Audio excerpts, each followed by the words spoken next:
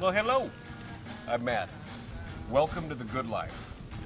I do a little radio show from my backyard in the hills of Encino. I'm a lucky guy. In fact, I'd say luckier than most. I have lots of friends that I like to call stars. Hey, in fact, there's one now. You probably know Ryan Stiles, Drew Carey show. Whose line is it anyway? Black Hawk Down? I wasn't in Black Hawk Down, Matt. That wasn't me, okay? What are you doing here? The gate was actually open. I thought I'd take a little jacuzzi-roo. I got company coming over, okay? People that matter, okay? Get up, go. Bubbles feel so good, Look, Ryan. Matt, you know what? You gotta stop doing this, okay? I can't be coming home with the wife and kids and you're in my tub, okay? Just get out. I'm not wearing nothing.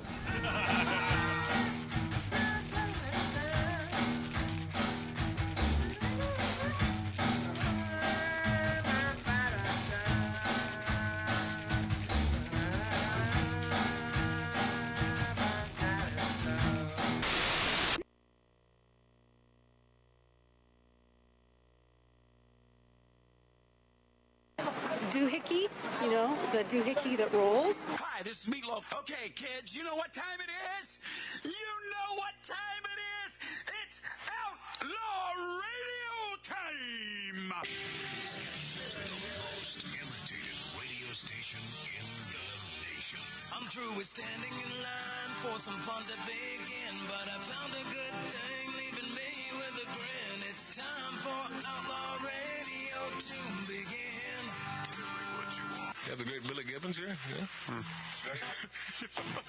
It's very cool. He's just passed out. Hey, that didn't sound too bad. Huh? To lighten them up loud. Oh, man. We're here with Matt. Oh, yeah. At the lighten up. Oh, little Outlaw Radio. We're here with Matt. And he's not fat.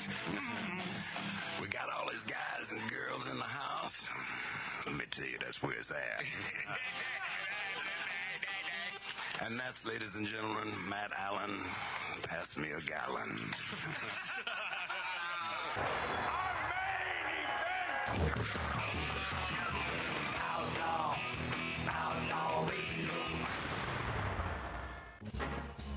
We have a little treat and a treatment today on the show. A little gifted Johnny's Room bourbon from Northern Waters Distillery. You folks in Wisconsin know that Northern Waters very, very well. Another gift from Betty and Frenchie. Wow. The great Betty and Frenchie. Nice. They bought you a bourbon. They bought me a bourbon. They bought you a lot of bourbon. AKA, well, no, not me, all of us.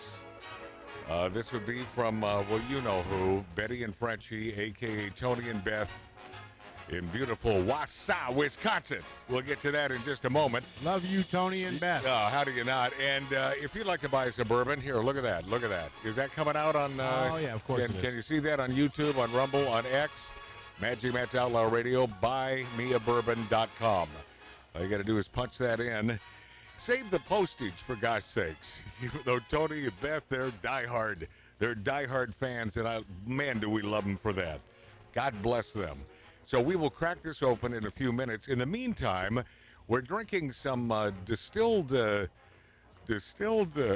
amber liquid provided by Ralph Odierna. America. And it's America with an M, right? That's correct. Yeah. And the correct way to say it. Is this a real bourbon from Kentucky, or is it No, it's a whiskey. So same thing with this, by the way, because you know if it's distilled in Wisconsin, then it can't be officially a bourbon, and it says it right on here, bourbon whiskey. You can say bourbon whiskey. Yes, you can. Exactly the same as that bottle. Yeah, so we're doing that here as well. What is the proof on that? I don't have my 90. Okay, that's a big one. Yeah, that's a good way to start the show. Hey, welcome, my friends and my friendlies. Welcome to Magic Matt's Outlaw Radio. Perhaps you heard a massive wave crashed ashore in Acapulco, and that is a little village that I spent a couple trips with my lovely soon-to-be bride that the wedding never happened. Helene Pina talked me into Acapulco, where I received 4-degree burns because I was being petulant and she and I got into a little fight. Can you imagine getting into a fight with a female? I thought third degree was as high as you can go. No, these were bad. These were bad. And I'll tell you what, you never want to get burned up in Mexico because, so I swam out to a dock. And I laid on that dock, not knowing how damn hot it is there in Mexico. No sunscreen. Fried myself. And P.S., so I'm giving you a little heads up. That's what I'll die of. Because, my skin's never felt the same. And I'm getting to an age where that really makes sense. And I can trace it back to my 20s in Acapulco. But it was a beautiful spot, man. Acapulco, before they were beheading folks, that was a great place to visit. Yeah. Yeah, loved it. But it's like playing Russian roulette now going there. Oh, it is. I'd stay away from Mexico. It was a prize on the dating game. Yeah, always a prize. Always a prize on the dating game. A massive wave crashed ashore in Acapulco, and this just happened over the last few days, swallowing up a handful of swimmers, which reminds me when I was doing a radio morning show in San Diego. One morning, a huge wave hit just south of us in the city of Tijuana. It did more than 100 million in improvements. So that was. So was this just a rogue wave, or was it from an earthquake? I don't know. It was rogue enough, man. Yeah. And it just took a lot of folks with them, minding their own business. Can you imagine that? You're a vacationer. Oh, isn't this beautiful Acapulco? No beheading. No, wall of water. It's officially a no beheading day. What a fun day this is! And then all of a sudden, boom, swept out to sea. You're dead. Oh, you mean people died? Oh, yes. Yes. Man. I didn't even hear about it. Yes. Oh, yeah. Well, they're keeping things quiet there south of the border. Yeah. And have you been following these protests erupting after ICE raids here in Los Angeles? Right over there, man. For those of you watching us, it's right over there in L.A., and huge ICE raids. Oh, they were stacking them. A little further than spitting distance. Yeah, but I'll tell you, well, for those of you who are enjoying Magic Matt's Outlaw Radio, are you? Of course they are. Are you enjoying? Of course they are. That goes without saying. No, it doesn't. Don't speak. I'm hoping. Don't speak for these fine folks. My favorite mayor, Karen Bass, by the way. What a great mayor. I dislike her every time, just a little bit more every time I see her on camera. Yep. She's not only is she full of crap, but unlike Governor Newsom, she is as dumb as a mud fence. Am I wrong about this, Ralph? Absolutely. You tell me. No. Right? She's a moron. She is a moron. Matt, outside of Vaughn's yesterday, I walked out. There's these kids. Get on that mic, signs out in front of Vaughn's, and it said "Stop Bass" and blah, all this stuff. Oh, really? I signed her petition. Oh, I no said, kidding. God bless you guys. I go, listen. He goes, step at a time. Let's get her the hell out. These are kids, Hey, man. by the way, Mart, I signed a petition yesterday as well. It wasn't that one, but and I forget what the hell it was. Something about the minimum wage. Yeah, and no, it's, I saw that. Right. And so, it was, anyway, I signed it because it seemed to be a positive. Even though, so I asked the dude, I said, how much do you get per signature? He said $9. Oh, what? Yes. Cut me in, Jack. Do the math on this. I have an auto pen. Yeah. Right? Do the math on $9 times. I'm thinking about a career change at this point. Well, what if you hit only a couple hundred in a day? That ain't bad money. 1,800. That ain't bad money for a few hours. That cannot be correct. Yeah. It just cannot be. Wait, so you're saying he's lying to me? Yes, I am. Okay. He had no reason to lie to me. The guy was, I'm telling you, he seemed to be honest. And if he's going to lie to me, he's going to lie in the opposite direction. If Dave said he's lying, he's lying. Oh, okay. All right. Thank you, Marty. Thank So you. these protests erupting, I want you to listen to this. This is all happening in our fair city, used to be one of the great cities of all time here in Los Angeles. And it sounds like this via one of our local, flagrantly lefty news channels. Go ahead. You don't see ICE raids there? 004, second on the page. I got it. Sorry. And raids throughout LA County yesterday. Reporter Gina Silva has more on the mass protests that broke out in response to those raids. Take a look. She sounds like a valley girl, doesn't she? Oh my God. It sounded like a war zone in downtown LA, with federal federal agents hurling flashbang protesters during an ICE raid. They are saying they're doing this because they're going after workers. Multiple ICE raids were carried across Los Angeles. In the fashion district in downtown LA, several workers were detained at Ambience clothing store on Town Avenue. Yeah. Rosa Ramirez says one of them was her friend. Sad, because all of us, we have family, and it's really sad. I don't have words. He was only my friend, and I feel bad for him. Pause. When ICE agents arrived, I don't quite understand. He was only my friend, but okay. Who is this girl doing the What? the broadcast? I don't know. Oh, okay. Who cares? I just was like, did you hear just how just some local chick. What? she said? Rosa Ramirez. Oh well, she's obviously of Yeah. Latina heritage. Yeah. All right, continue. in white vans. Protesters tried to block them from entering the parking lot. They were quickly pushed aside, and during the scuffle, several people were reportedly injured, including SEIU President David Huerta. Rosa says they were all forcibly removed. They grabbed anyone that was there. Pause. So they removed anyone that was there. They pressed them. They pushed them. Anyone that was, well, probably not anyone that was there, but anyone that was standing in the way of ICE doing their job, right? Yeah. You know you love me, man. Come over here. I'll talk about it to you. Right now. I love you now. I love you, man. I almost married one of those little princesses. And by the way, that's the one that got away. I was an idiot. She would. She's. I'm certain She a was great hot, mother. too, man. Oh, she's the hottest little Hot gal little- on the planet. Helene Pina. Do you think you'd still be together today? Yes, I do. Okay. Pina with an Enya. Okay, go ahead. They grabbed me. First, they grabbed my daughter and pushed her on the fence. I tried to get her, and then the FBI got me from the throat. A spokesperson Pause. for U.S. I Attorney just love that the FBI got me by the throat. The throat, the I throat. saw the interview. She did. I didn't see any marks around her throat. I mean, she looked in pretty fair condition. Go ahead. Bill Asaley says the raids at Ambience locations were conducted to serve search warrants based on probable cause that the employer was using fictitious documents Okay. for some of its workers. All right. The FBI, the ATF, and ICE agents conducted Friday's raids. The LAPD was present, but Chief Jim McDonnell issued a statement that says in part, while the LAPD will continue to have a visible presence in all our communities to ensure public safety, Oh, good. we will not assist or participate in any form of mass deportations. Pause. I think it's horrible. You mean you're not going to uphold the law? Is what you're saying? Absolutely. Right. No, so no upholding of the law. Not here in Los Angeles. Continue. Not on my watch. Go ahead. Honestly, because there's no way that they should be and take them whenever they want. As the Pause. white ICE van So there's no way that they should take them whenever they want.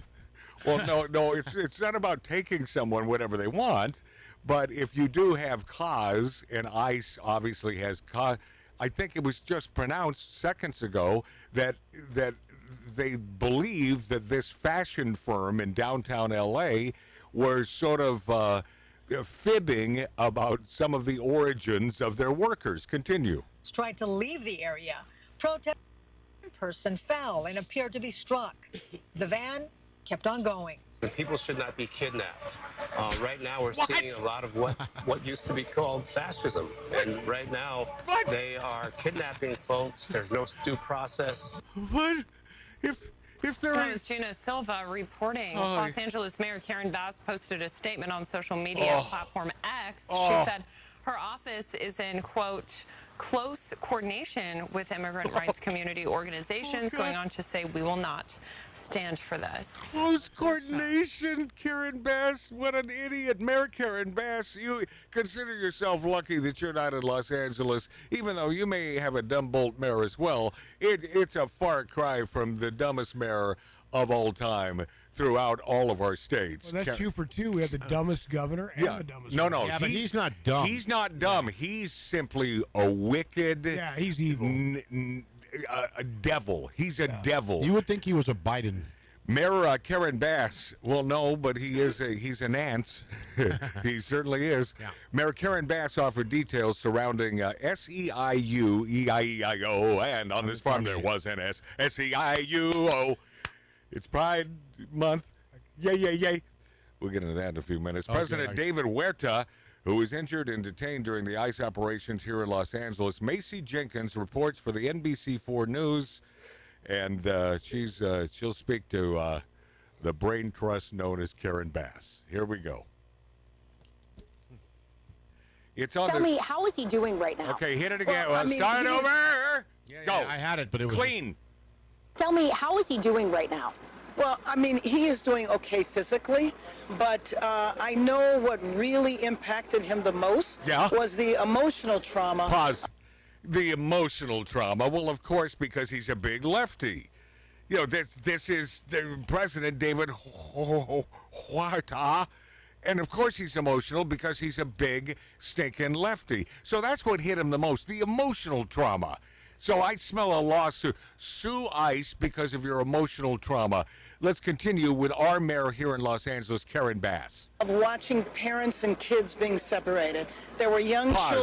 What happens if you commit a crime and someone comes to your house? You go to jail. And you've been a nasty person. That would be called separating you from your family. Correct. That's what happens. That's if you're a bad guy or a bad gal, then they separate you from your family. It happens every day. Continue. Children that were there that witnessed their parents being taken into custody, and I think that hit him emotionally very hard. He is being detained by ICE right now. He's going to go into ICE custody, and we hope to get him out very soon. I don't know the reason why he's being detained, but the point is of what happened today was just outrageous. And what worries me the most is the sense of terror that it creates within the community. For example, the raid that happened this morning at Home Depot, where what I hear... Okay, this shocked me. Home Depot. This shocked me that there would be any possibility of an illegal alien standing outside of Home Depot, not only wanting to wash your car windows, but come home with you and fix up your house. Well, by the way, Home Depot that has built little shacks that they can all sit in. No, it's better than that. Their prices have gone up, and you can go in the parking lot. They have an app now. The illegals' prices have gone up? The illegals' Oh, my prices God. have You wouldn't believe it, And Ralph. they give you a kiosk. There's a kiosk. Is that right? You can order which one, and then they go, how many to the... You can order which illegal alien. I'll take the light brown one. So my son and I, we hired two of them to help us move him. Yeah.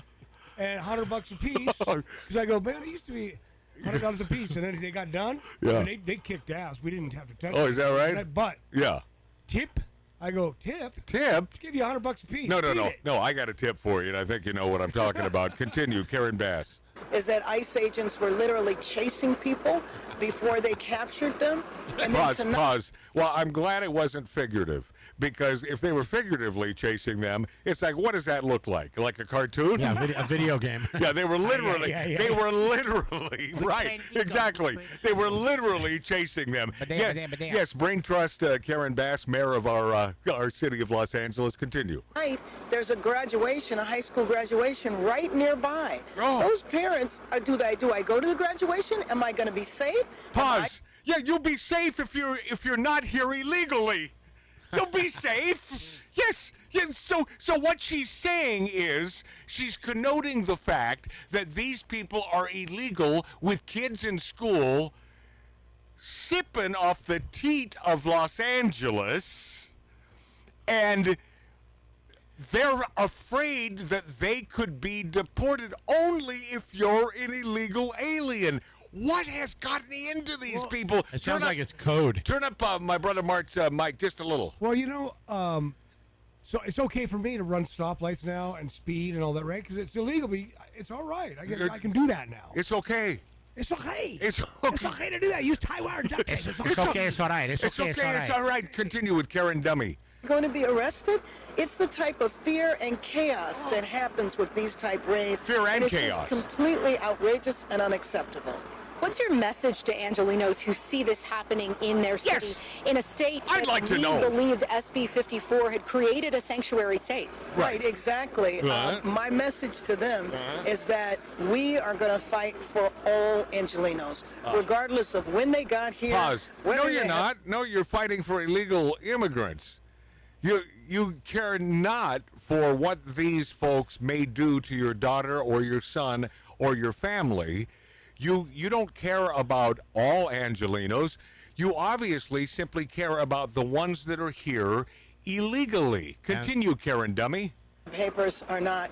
We are a city of immigrants, and this impacts hundreds Pause. That's just too much to take right there. A city of immigrants. We are a city of immigrants.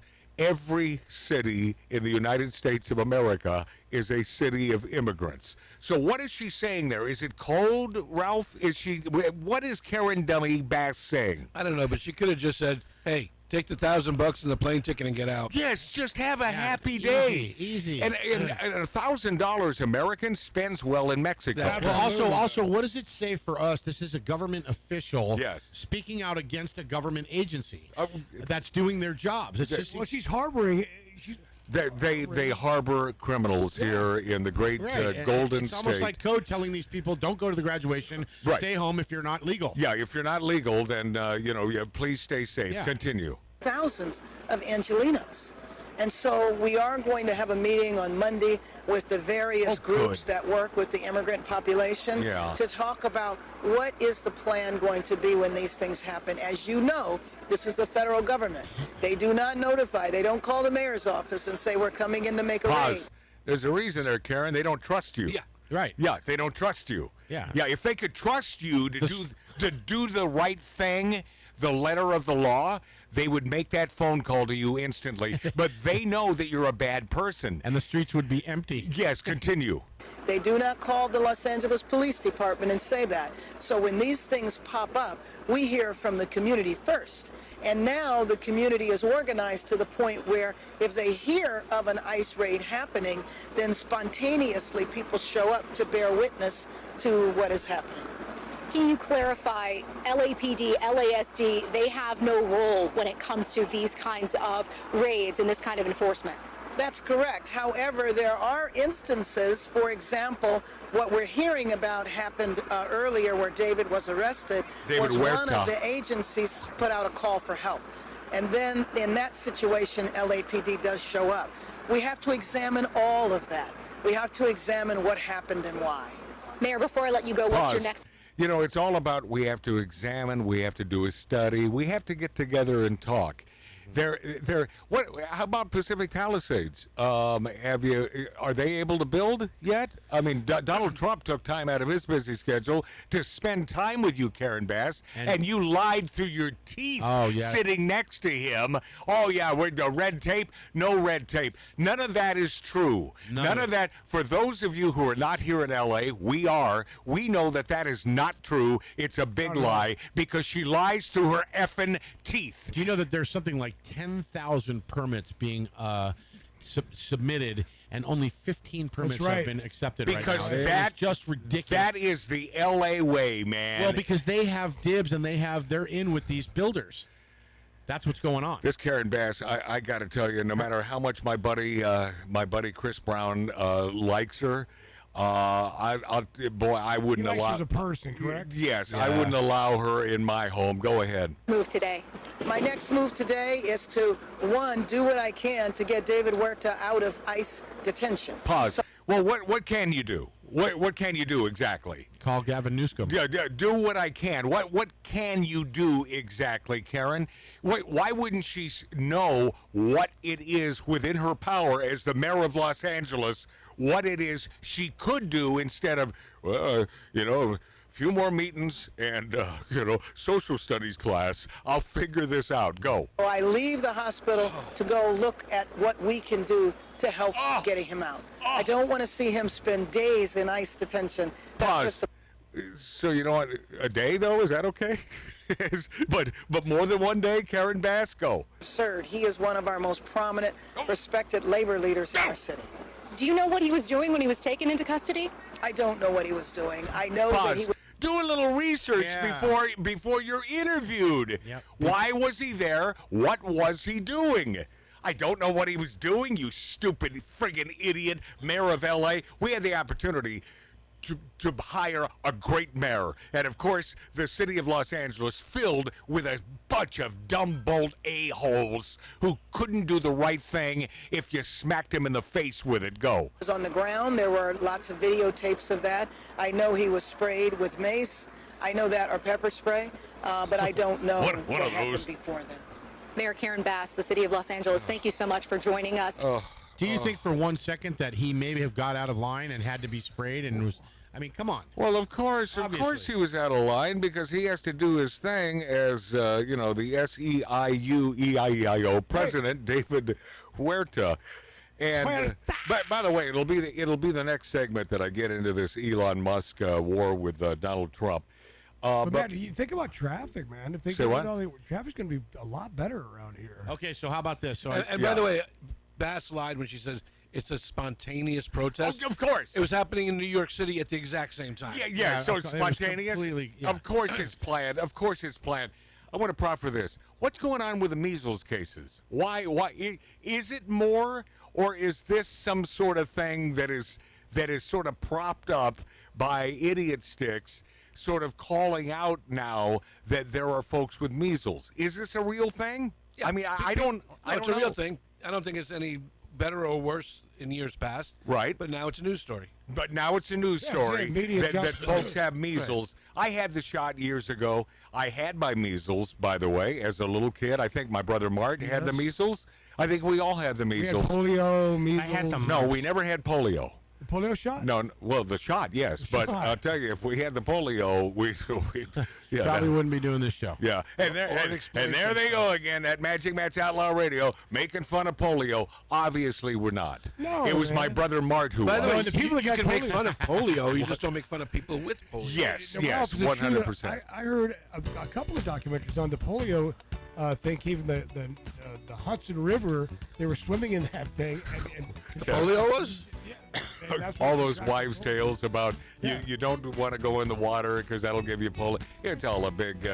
Well, they had to swim. They had to get off the plane. All right. When we return, my friend Michael Cohen, former attorney for Donald Trump, talks about. This Musk-Trump war is not going to end well. Next on Magic Matt's Outlaw Radio. Like the legend of the Phoenix,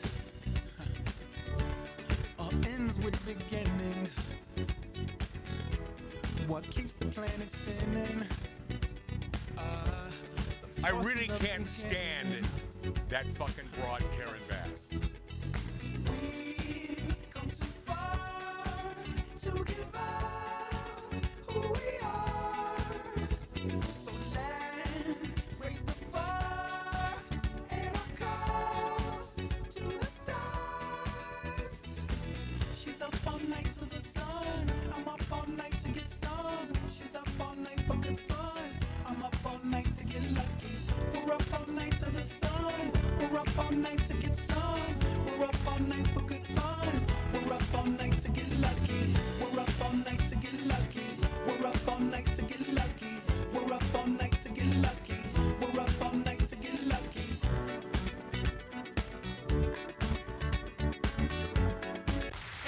Ladies and gentlemen, you're listening to Outlaw Radio. The staccato hoofbeats of a golden palomino, carrying a man who fights wherever justice needs a champion. Magic Matt Allen.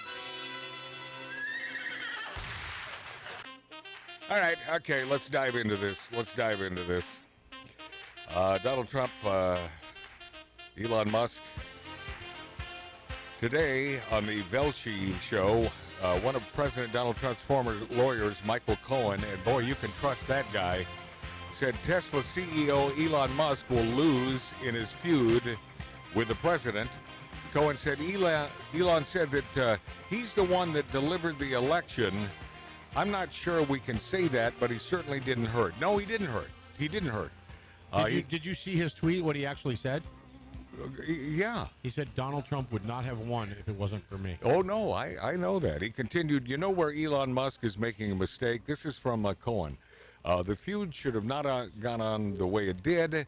I say that because while Elon Musk may be the richest man in the world, Donald Trump is the most powerful man in the world. Very good, Michael Cohen. And also close to as rich. Real smart guy. It's not going to end well for Elon Musk because now the dark overlord, Steve Bannon, comes in with his 12 shirts, 5 jackets, and he already is doing what I had said that Trump was going to do, which was to pull a Mohammed bin Salman on all of these mega billionaires that cross him. Yeah, Steve Bannon, boy, he's sort of an extremist. He's a smart son of a bitch, though. That Steve Bannon, what is your take, Ralph Odierno, on Steve Bannon? I'm not really sure. Do you think he's pissed that he's not a part of the cabinet right now? I think sour grapes. Without a doubt, he's petulant. Yeah, and he didn't like Elon. He hates Elon. He didn't like Elon from the beginning. Well, he doesn't like any of the tech bros. Right. So he doesn't trust him. Right. Well, as my buddy John Albee from out there fishing for friggin' king crab, he says the same thing. He's still one of them. Yep. He says that about Kennedy as well. He's still one of them because they are still sort of one of them, meaning a Democrat. He has the power of government. You're never Elon. You're never more powerful than the President of the United States, and you're never richer than the country.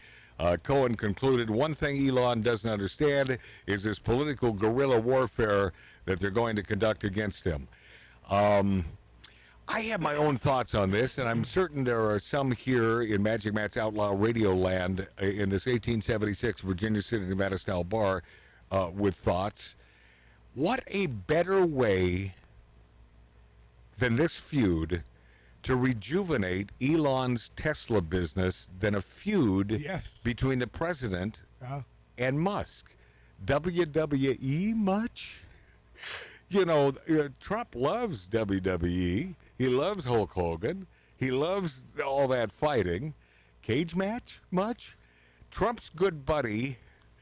And I'm just wondering if this plan didn't hatch over a Diet Coke and maybe a little Howler Head bourbon co-owned by Dana White. Some America. See where I'm going here? So, I was actually just going to tell you, Matt. I was thinking about it. I'm like, do you think this could possibly be a hoax? Oh, it could to side the Democrats to say it could possibly be. Yeah, it could possibly be.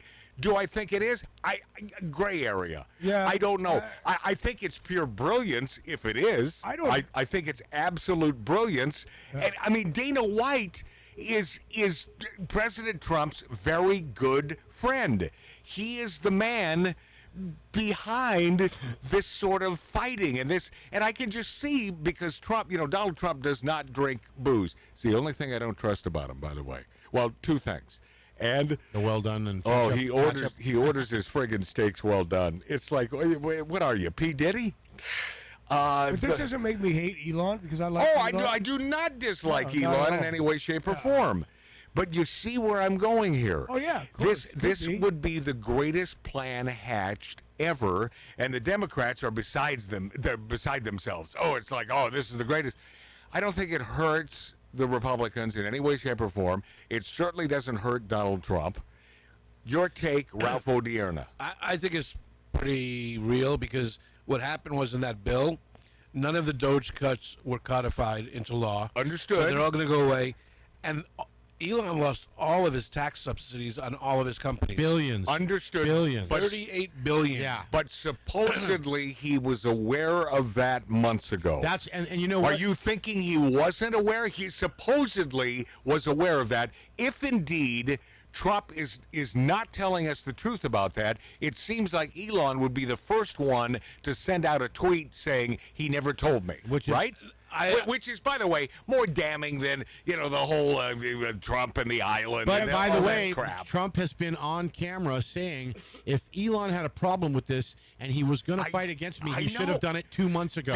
That's my point. He said Elon knows more than anybody here about this bill. Yeah. But for him to bring up the Epstein's Island thing, that's a little that's suspicious because that's going deep. Yeah, but by the way, that's suspicious to me, meaning suspicious that it could be a plan. Right. Now, did it start off as a plan? Maybe not. But then all of a sudden, great minds get together and say, you know what, we may as well make the best of this. Yeah, because let's make the Dems look worse and let them let them team up and let them have a happy day. Right. And so the hated Elon Musk, now all of a sudden, Elon, you're gonna have to be hated for a while. So yeah, just get used to it. Well, he already started. It already started. That conversation could have happened. And Elon would say, yeah, I understand. It's showbiz.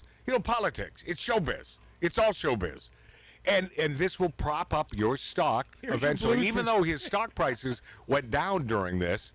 But his stock price has been rising for the last 2 months. So it's been, but down 14%. I heard down 14%. If the last 2 months they've been up. Yeah, but the market just went up yesterday. But the point is here that this can't hurt Elon's business because all those tofu-eating, Birkenstock-wearing pieces of crap. Not that if you wear a Birkenstock shoe, you're a piece. You're calling our Uncle Dick a piece of crap. Yeah, well, a little bit. Politically, he is. I mean, I love him dearly. Didn't he shoot your dog? He shot your dog. He killed your dog. He didn't, but Are you saying he wears Birkenstocks? Yes. Oh yeah. Oh boy. Oh yeah. Just another reason not to visit Uncle Dick in northern Nevada. But how about this? More proof. This weekend, tomorrow, Donald Trump will head to Camp David Sunday, but only after a UFC 316 tonight in Bedminster. Oh. So he's attending a little UFC with his buddy there, and I'm telling you, is this not wrestling, classic wrestling at its finest? Well, anyone? You know what my thing is on this whole thing? I just hate that we are pawns in their game of chess. That's what bothers me. I don't have a problem with that if it is what I sort of think that some of this is fabricated. I don't think it bites us on the ass in any way, shape, or form. I think the big, beautiful bill will obviously pass. I don't think that there's any way this thing is going down. Ralph? It's the best option we have. What do you think? Look, I also think Elon had to leave the White House because his contract was only for 130 But they days. could, as I discovered, they could have re-upped it. They could have re-upped it for another. Well, then he would have had to use Congress for that. Yeah. I think Elon, knowing he had to leave, wanted to leave on his terms, and I think he wanted to burn the house down a little bit because that's just who he is. Maybe. Well, he is the richest man in the world. Yeah. He's used to having things his way. Right. But so is Donald Trump. Well, yeah, and that's close why, in wealth. That's why this is the classic cage match. They're like Rachel and Ross. They're on a break right now. I just. Yeah, but who cheated? I will tell you, I love this. I mean, I see. There are some on the right that say, "Oh, this is a terrible thing. That this is terrible." No, I don't see it that way in any way, shape, or form. I think this is great entertainment. Bring it on, especially in the world of Donald Trump as president. Well, I expect this. You have to look at Donald Trump's history. He and Rubio hated each other. Rubio's now Secretary of State. Who's the gal who has that incredibly successful YouTube show daily now? The attractive blonde gal. Megan. No, Megan Kelly. Yeah. Megan Kelly.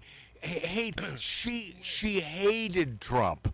And especially when she was there during the first debate, she was sitting there at that table and asked that beautiful question about, so I forget the exact quote, but so all women are pigs and blah, blah, blah, and then pause, only Rosie O'Donnell. I mean, how perfect. And the crowd went wild. How is that dude? The crowd went wild. How is that dude, Rosie? I don't know. But Trump is transactional. You remember he called Jeb Bush's wife ugly or Ted Cruz's wife ugly, and Ted Cruz is one of his best friends now. Exactly. You know? See, this is a guy that could do a deal with anyone. Yeah. And he knows it's simply part of the game. And those folks, like, I think Ted Cruz, a brilliant guy, you know, a guy like Ted Cruz, it's like, okay, yeah, you say, hey, it's politics. And they understand that. You think Trump would be a good poker player? No, because he doesn't. Not a chance. But only if you're the best, Dave. If indeed, because we play poker a couple times a week here at Magic and Matt's Outlaw Radio, right there where Ralph and my brother and Mark C.G. Boyer is sleeping. We play poker right there on that table. And if Donald Trump set his mind years ago that poker was going to be his thing and that he was passionate about it, yes, he would be a good poker player. Well, he would bully the table. He's all in on every card. Yeah. Well, yeah, that's true. You mean, hold on. You mean much like our producer, Tattoo Dave. Hey there. That's what Dave does. No, Dave. Oh, he's a big boy. Dave loves to play my least favorite game, by the way, Texas Hold'em. But he loves to play it because he feels that he has an edge, because he can bully the table. Do I feel it or do I? I think Oh, I Dave, think you're you the do. best. No, I think you do because you have a passion for the game, and it's your favorite poker game. You know, oh God. The Tattoo Dave Show. I know I've said it before, but that never gets old. Nope. That just Never does. it never gets old. Love it. I had to do it because one of the comments in the, Yeah? in the YouTube was, Dave is in the house, going to be a good show, and then, what's his name? I said, hi. Oh, yeah. I said, thank you, Bob. It was Bob Josa. Bob Josa. Great, Bob best Joseph. show so far, but Yeah. Dave's in the house. It's going to be a great show. Yeah. Oh, I have just enough time to play this. This came, God, I know I put this here.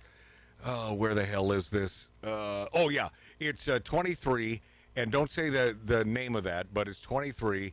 And this I got a kick out of, sent by our buddy in beautiful Wisconsin. And somehow here, this is about all females who are lifting weights. And this is someone, I think, in Australia, in a newscast, and a female talking about this so the video will be these women lifting weights. Go. Check in with Weekend today. Also ahead, the hunt to find Australia's fittest mum. We are taking you live to the epic endurance event. Look at those snatches. Look at those snatches. Not the best throw. Not the best sentence. I reckon we move on quickly. No, let's not. And she says, let's not. And by the way, she doubles down on look at those snatches, because what do they call it when you grab a weight and you call it a snatch? So she didn't mean that. Oh, that's beautiful. Clean and jerk. Yeah, that's our buddy in Wisconsin. I love that guy. All right, lot to get to. So little time, so little talent on Magic Matt's Outlaw Radio. Hey, subscribe to us on YouTube. You may as well. Nobody else does, because YouTube, they shadow ban us, and they truly do hate our guts.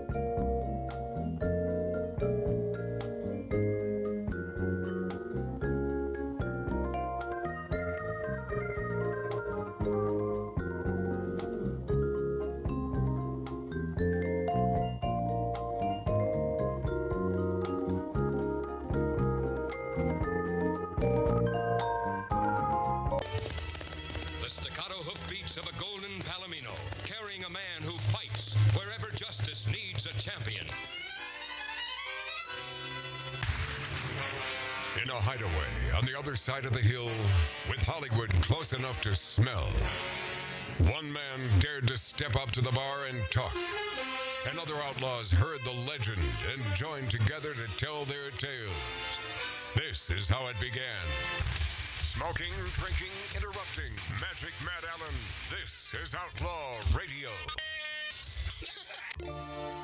Last night, took Mark C.G. Boyer, the sleeping man, and I say that for those of you watching us on YouTube, on X, on Twitter. Oh, Twitter and X, same thing. At Rumble, Magic Matt's Outlaw Radio, that's how you find us. Took him to a little birthday dinner last night at the Safari Room. Why? Because it's about 7 minutes away. And my plan was to take him to the Black Anus. Why the Black Anus? Because they are offering a special through, I think, tomorrow. 2 dinners, $32.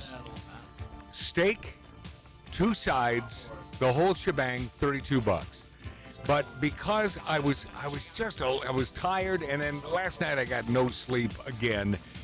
I start off tired, and then today, oh man. But the bourbon, for some reason, it shouldn't be an elixir that kicks you into high gear. But I'll tell you, Ralph, you must put a little something in this. There are uppers in this incredible bourbon. It's America. It's America. M-E-R-I. Is it K-A? C-A. C-A. Okay. It's America without the A. Could be infused with tequila, because tequila's an upper. I'm telling you, this is getting me going. But That'd be illegal. Really good fish and chips, although a little pricey. But I think every restaurant, trying to recover from Is that COVID. right? Like $21? No, it's like $23.95, and that's too much for fish and chip. I mean, it truly is. It was really good. But then I can't eat all of them, and so I only eat 2 of the fish and chips. I'm taking them to go. I said, could you pack me 2 tartar sauces to go? She comes back after a lengthy, at least 4 to 5 minutes, and she says, it's going to cost you $1 each. $1? $1 and they're small. They're small containers. See, that's why you have to go there at lunch on Saturday, like me and Marty. They're because Kelly just gives them to us. Containers. Yeah, but I have tartar sauce in the house here, man. Yeah, but for a restaurant, penny wise, pound foolish, man. If I owned a restaurant, I wouldn't be pulling that crap. No. The Wynn Hotel in Vegas charges you $2 for a big ice cube rather than the regular small ones. Is that right?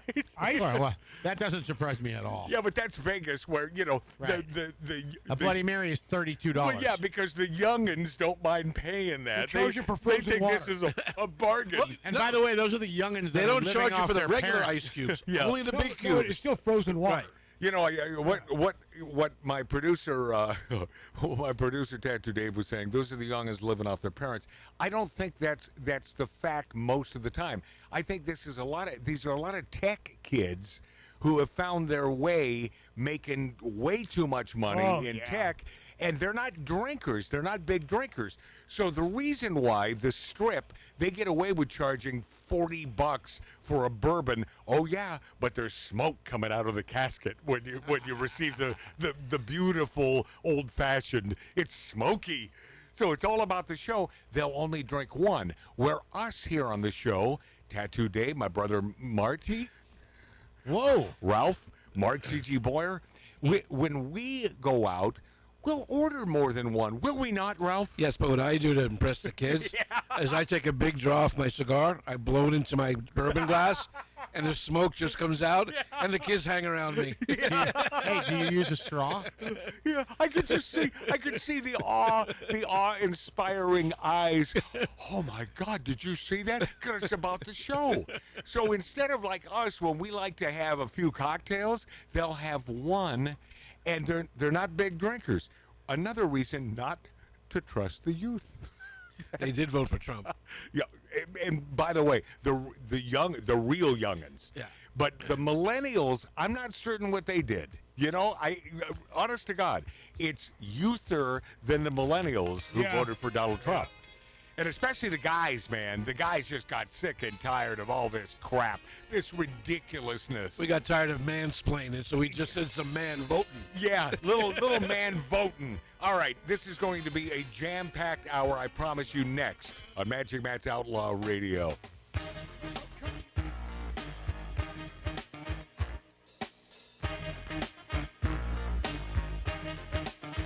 Wanna buy a new car, but the price ain't right. Ain't that cold?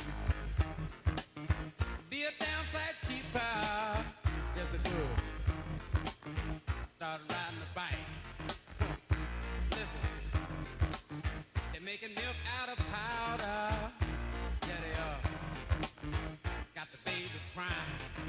Poor baby, they know what that stuff is. Rent's gone up higher. Yes, it is. Got the parents lying. Lord, it's a real motherfucker, yeah.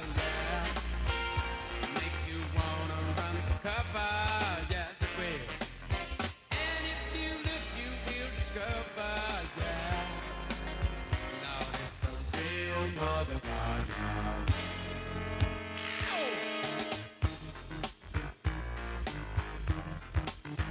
Good God. Listen, got to go to a disco. Throw your troubles away. Dance to the music that the DJ plays. Well, all right. And then the lights come on. Yeah.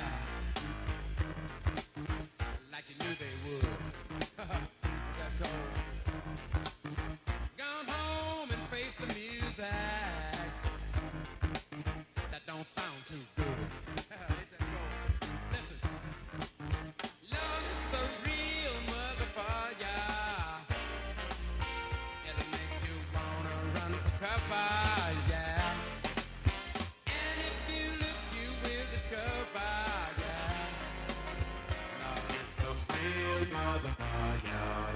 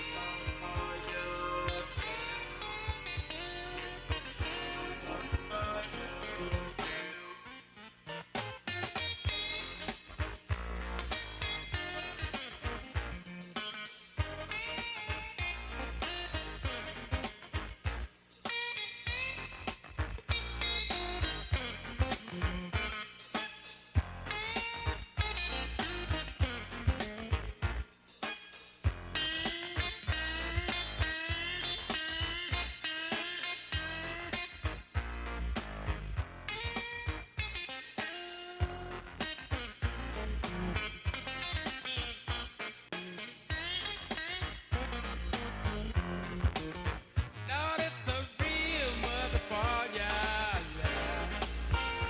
Make you wanna run for cover, yes it will. And if you look, you will discover, yeah. Lord, it's a real motherfucker, yeah. Say it's a real motherfucker. Oh, get out of here! Goodness. Too cold. Cold-blooded, cold-blooded, I'm telling you the truth. Yeah, let me stop here at this gas station. Give me 3 gallons of low lead. I'm full, nothing else. I better stop and give me 2 hot dogs and a strawberry soda. It's a real motherfucker. Yeah. Lord, it's a real motherfucker.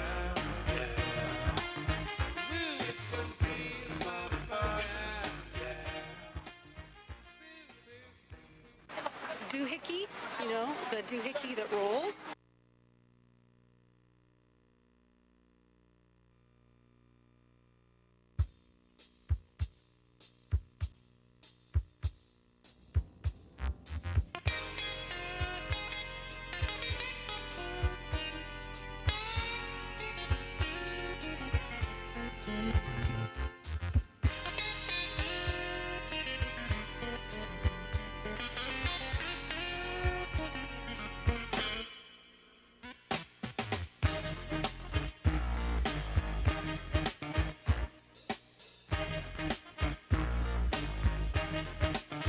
Wanna buy a new car,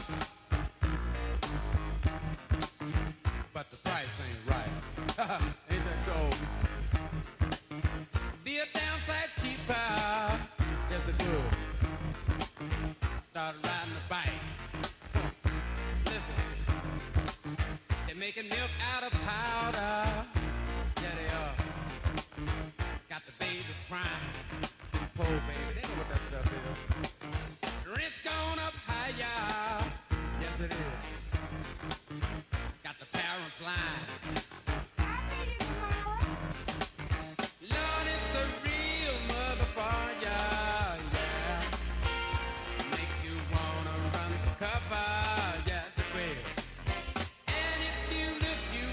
discover, yeah.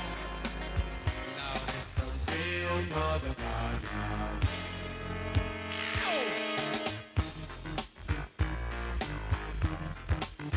Good God. Listen, got to go to a disco. Throw your troubles away. Dance to the music that the DJ plays. Well, all right. And then the lights come on. Yeah. Like you knew they would. That cold.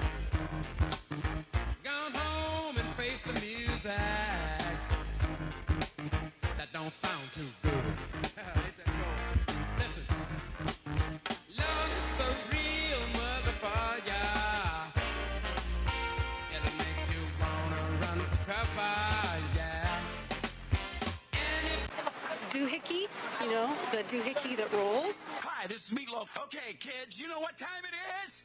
You know what time it is? It's Outlaw Radio time!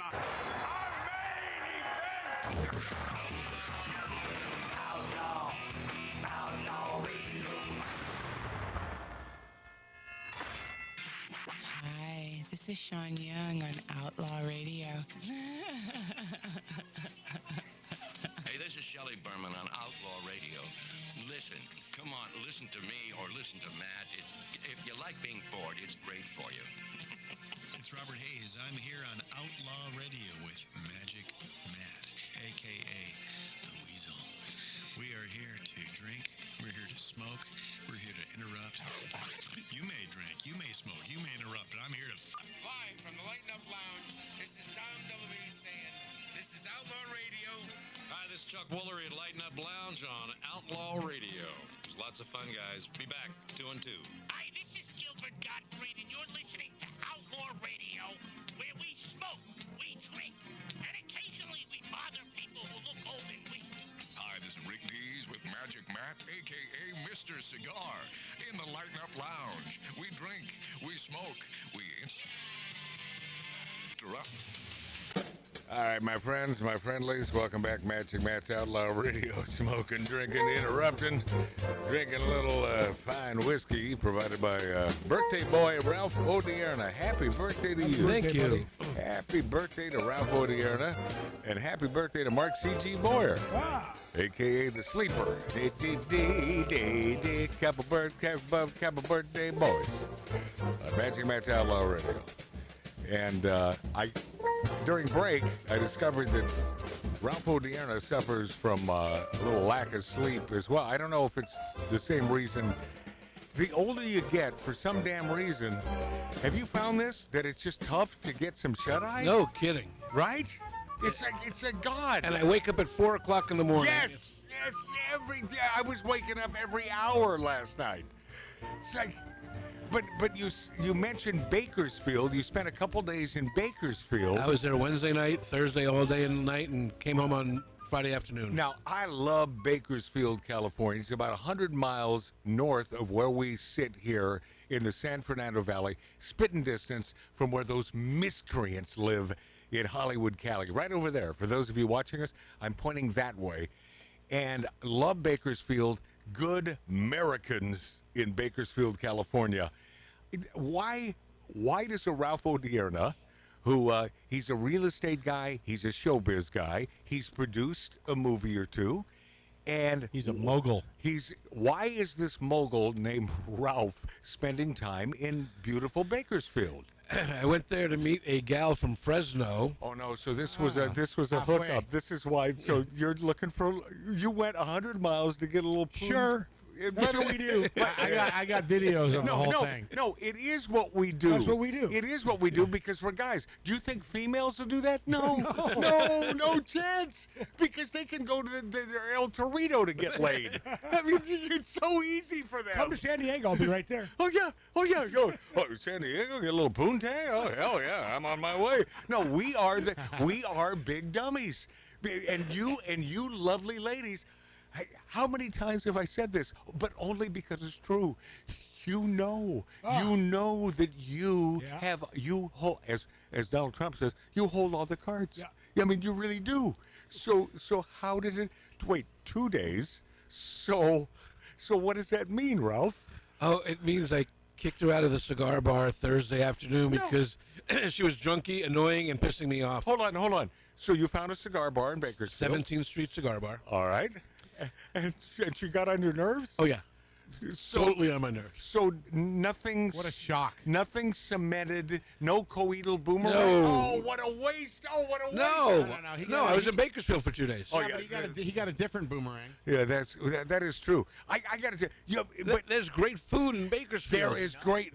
By the way, great little Basque restaurants. One of the greatest Italian restaurants is in Bakersfield. 120 years old. It is a great dining experience and some exceptional dive bars in Bakersfield. Well, I went to a great cigar bar called 17th Street Cigar, and they were playing bingo. It was fabulous. Did you play bingo? Yes, I did. I didn't win, but I played bingo. That's why you shouldn't date homeless girls. Yeah. 68. No, this is why you should date homeless girls, because you can kick them out on any street corner. Yeah, but then they'll rob you. Now, what I'd like to know is, how did this love connection, how did this come to play? You really don't want to know. Oh, I think I do. I met her years ago on a app on the phone called Words for Friends. We were playing Scrabble. Words with friends. Or whatever. Oh, jeez. And so... Oh, hold on. The fact that Tattoo Dave knows. That's a great game. Oh, jeez. Oh, the fact that Tattoo Dave... So he's been looking for years. He's linked up with some, I think, good broad right now. Sounds like it. Wait, hold on. I haven't talked to him over the last couple days. Are you talking to me? Okay. So... And so, every once in a while you chat with each other, good mood, blah, blah, blah. Hey, where you from? Los Angeles. Where you from? Fresno. What do you do? Well, I'm in real estate. What do you do? And then as a guy, maybe we can have sex. I mean, that's what you want. That's what you want to say. She goes, my family owns a series of restaurants in Fresno called the Chico's. I said, I can come up once for dinner. Did he at least see her photo? Yeah. Yeah, and I've seen her video. Okay, and in person, is she hold up? approachable? Yes, she's very approachable. She's attractive. Right. Psycho. But she can't hold her IPAs. That's all right. That's all right. So No, it's not okay. So drunk. Oh, yes, it is. Drunken. She told me the story of her sister, and I felt bad. Her sister dying. The seventh time By the way, I have to interject. Females are drama queens, and so for some reason, this is my experience. I have found that they want to tell you the worst thing that ever happened in their life. Now, as a guy, I don't ever tell them any negatives, right? Right. I want to keep things fun, and let's twiddle our toes together. Let's have a good time. No, they want to tell you the time their grandma died on a train. Oh hell! And then oh god, back in the day when I was picking up chicks at KJR in Seattle, little baby DJ, 17 years old, and then my best buddy John Albee, I would call him when I get a phone call from some listener. I'd call John. I'd say, okay, she's at this address. Check her out first. So John would go over and check her out, and it's like he'd give me a thumbs up or a thumbs down. I love that. Yeah. I love we that. get to the cigar bar about 1 in the afternoon. Uh-huh. By 5:30 that evening, I heard the story 6 times. Oh no! That's one of those. Yeah. Yeah. So feel sorry for me. And by the way, yes, it's bad. But then the other part of this, the thing that I never knew as a kid, because I thought that females always, because our mother, Mart and I, my brother Mart and I, have a beautiful mother who is as solid and down to earth as can be. And she is a great person who would give you the shirt off her back. I don't want to see that, but she would give you the shirt off her back. And so because of her, I always thought that females never lied. They were the truth tellers, and guys were the big liars. And as it turns out, I was 100% incorrect. So this story that she's telling you could be fabricated, by the way. But then they throw down the test, and I said, look, I'm hungry. I want to go to Mamma Mia's for some Italian food. She goes, oh, you probably want to go by yourself, and I should go to my cousin's house. I said, yes. There we go. Yeah, yes. I think you should. So you did that? Good for you, Ralph. You and I have a lot in common when it comes to that. We really do. Did she flip Yeah. out? No, she just walked out. I'm like, all right. Because by the way, I don't feel bad, and I know you were buying your IPAs, right? Right. So you were vested in this. However, at some point you have to just let it go because you know it ain't going anywhere fun. Right. Hey, Matt. Yeah. I just want to interject. I know you probably know this, but you know we have a friend of ours on the Oh phone. yeah, speaking of Bakersfield, our buddy, and and I'm thinking, you're in Bakersfield, and you didn't get lucky with this gal, and you're from Hollywood, so Ralph, it's not out of the question. You could swing both ways. Well, there's no pride up in Bakersfield. No pride, no. But Gar Lester, do you have a lot of pride this month there in Baker? By the way, Gar Lester is a Hollywood showbiz icon. This man has managed some of the greats in the business and continues to do so, but from Bakersfield because he had to get the hell out of Hollywood. So, any pride in your neck of the woods there, Gar? It's a college town. First of all, hello. Bad Ralph. Bad Ralph. I thought, if I knew he was going to show up in Bakersfield, I would have given him your number. We're Facebook friends. Yeah, He's the best cook, man. Yeah, you two should have gotten together for God's sakes, because you could have hooked him Jesus up with. Christ. You could have hooked him up with some big old weight baron, a guy that knows how to snatch Right? snatch He's a not gonna weight, bitch at you either. right? And he's not going to bitch at you. He just wants sex, right, Gar? You say you went to Mamma Mia's? Eureka's Yes. is probably the best Italian restaurant here. Then there's Fugati's. Our new restaurant, the guy owns half of this town, called The Vault. Well, I was I told would've hooked you Fugati's up. is the best, but I didn't feel like taking an Uber, and Mamma Mia's was right around the corner from the cigar bar. Well, and then there's another cigar bar on Rosedale Highway where I'll go every once in a while. But anyway, let's get past that. It's a college town. Yes. Okay, but it's Bakersfield. Okay, so it's not like a commercial. No, it's conservative. like West Hollywood. It's a conservative sort of college town. Yeah. Okay, so nobody broadcasts here. You don't see rainbow flags, flying everywhere. Right. But it's a very tolerant town. Yeah, yes. As all good conservative towns are, because we, as conservatives, we don't give an ass what They just you want do to in make your- money. Yeah, right. We don't care what you do in your bedroom. Paint it any way you want. I mean, I like mauve. I've always been a fan. Gar, always been a fan of mauve. Okay, there's another reason. And by the way, I'm pissed. is mauve? I'm pissed. I don't know what's mauve with you. I don't know. I'm pissed that you didn't color. You didn't let me know, because you could have gotten together. You would have had a much better time with Gar. I'm telling you, that man knows that town.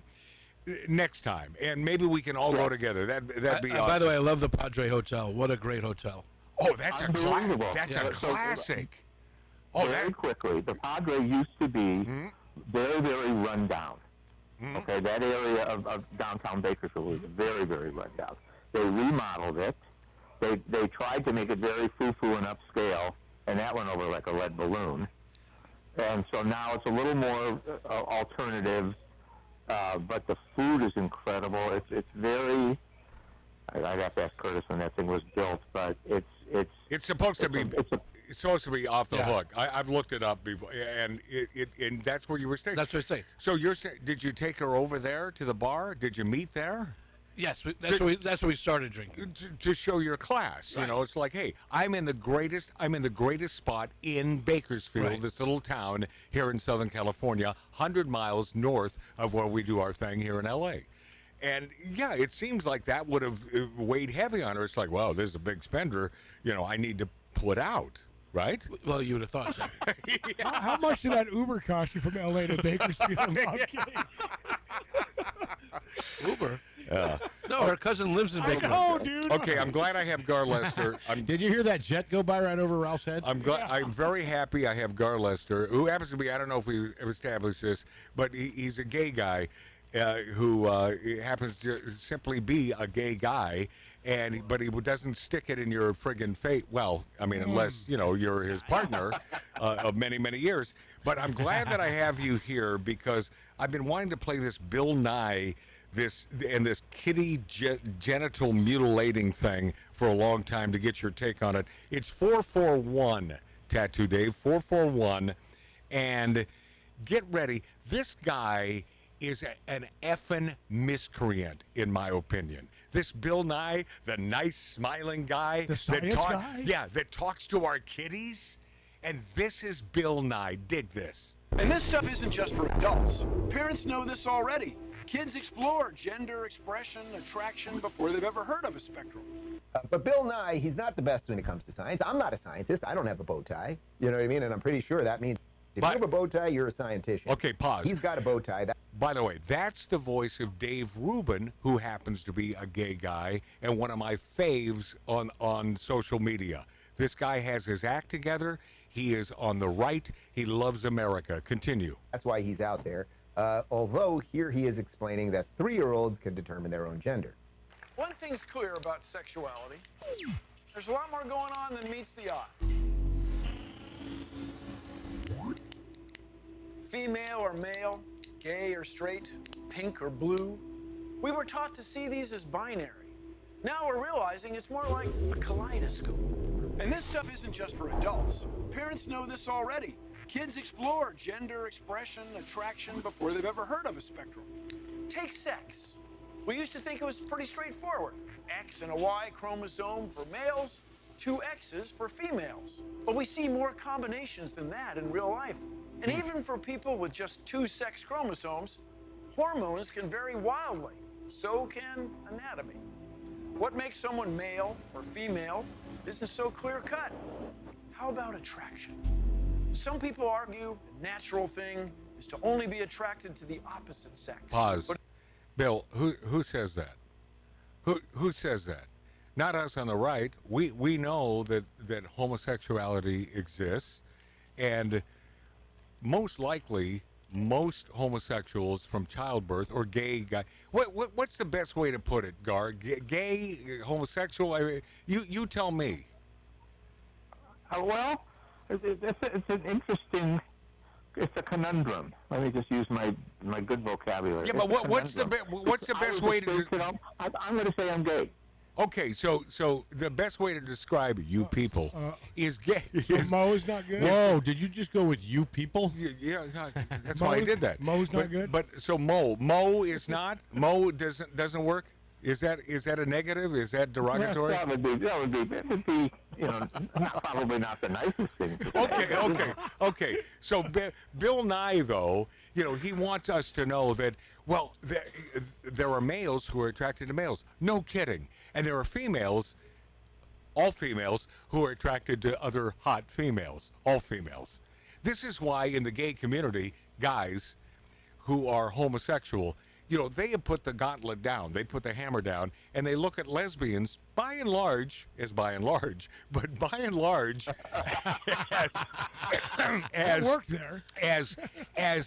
they're not committed because they can go either way.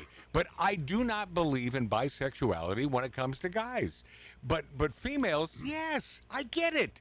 You love the pretty things. You love the scent of a beautiful woman. I get that. More a Bill lying out of his ass, lefty piece of crap, Nye the science guy. In practice, it ain't so simple, kids. Some people are gay.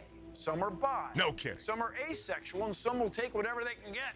You know what I mean? Oh, know what I mean? Yeah, he's pointing to himself. Sexy He's an sliding ass. Scale. When you throw in gender, it gets even more colorful. By 3 or 4, most kids identify with a gender, and it doesn't always match the sex they were assigned at birth. Wow. And a person's gender identity may change over their lifetime. And Gar, 3 or 4 years old. Did you know? Wait, that's so young, though. I don't think you're thinking about sex. He barely knew how to You don't know if speak. you want to be a cowboy or a princess or an army fighter. Right.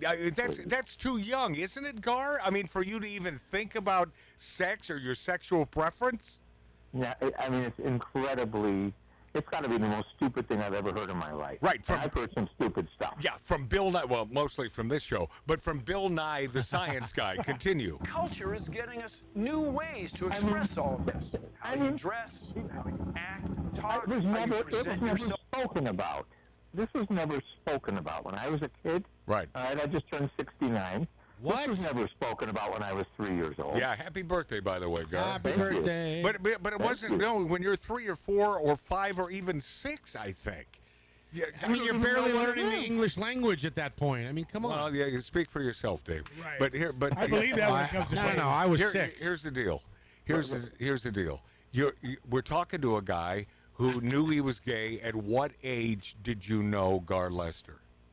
39. See? You got to be kidding me. You got to be kidding me. So 39. you had sexual relations with women, but it didn't feel right?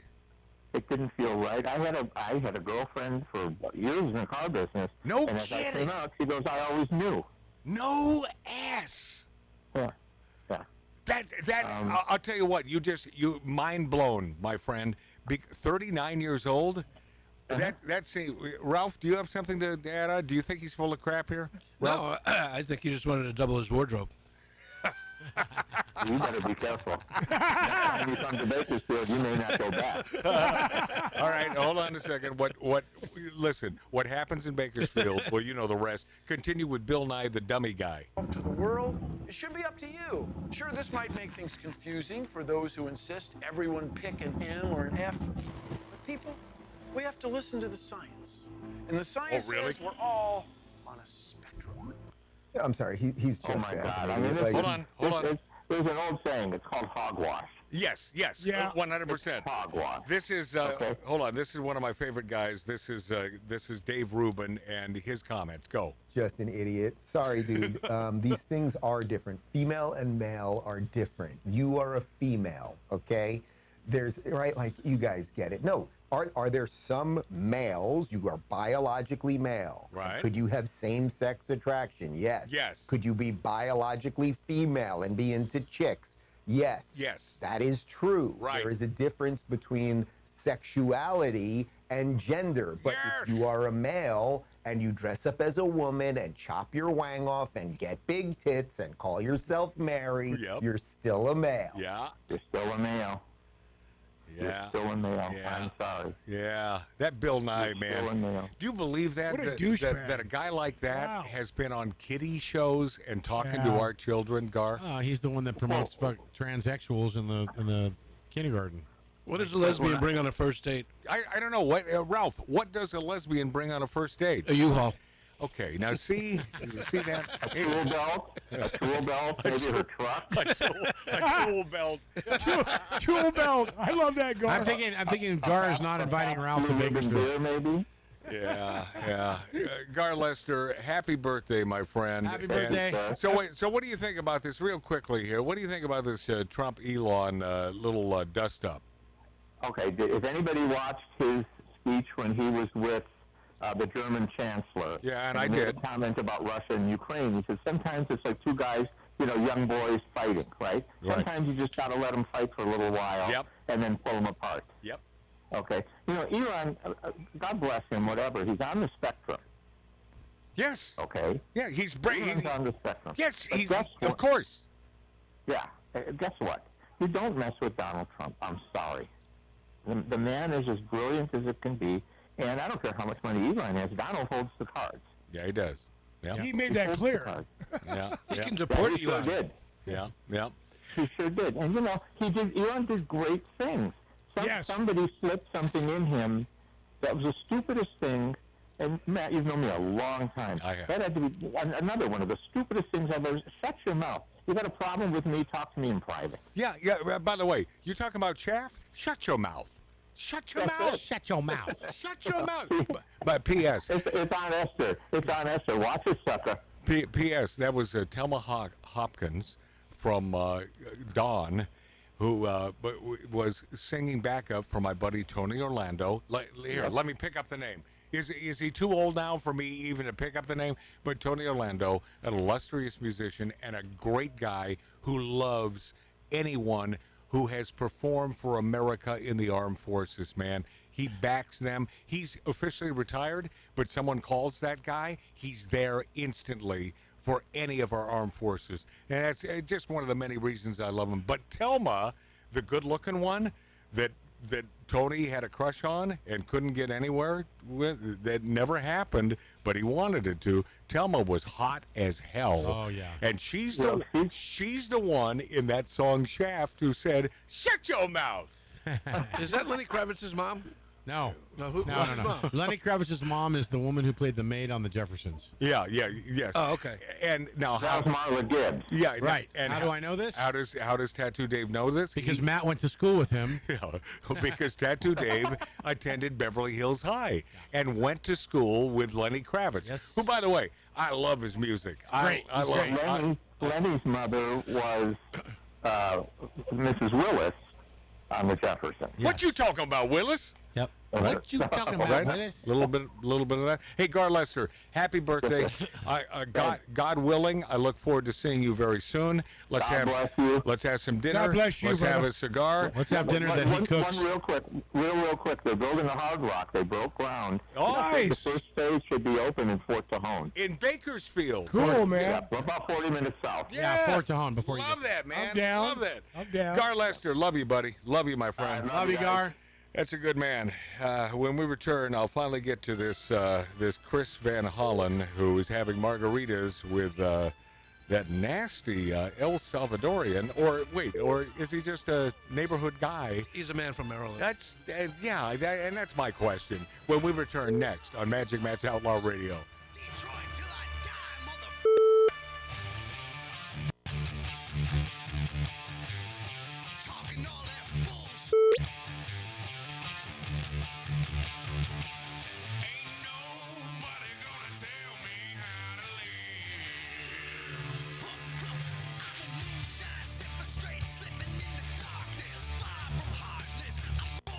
Tool in the shed. No, I've never been the smartest. Make no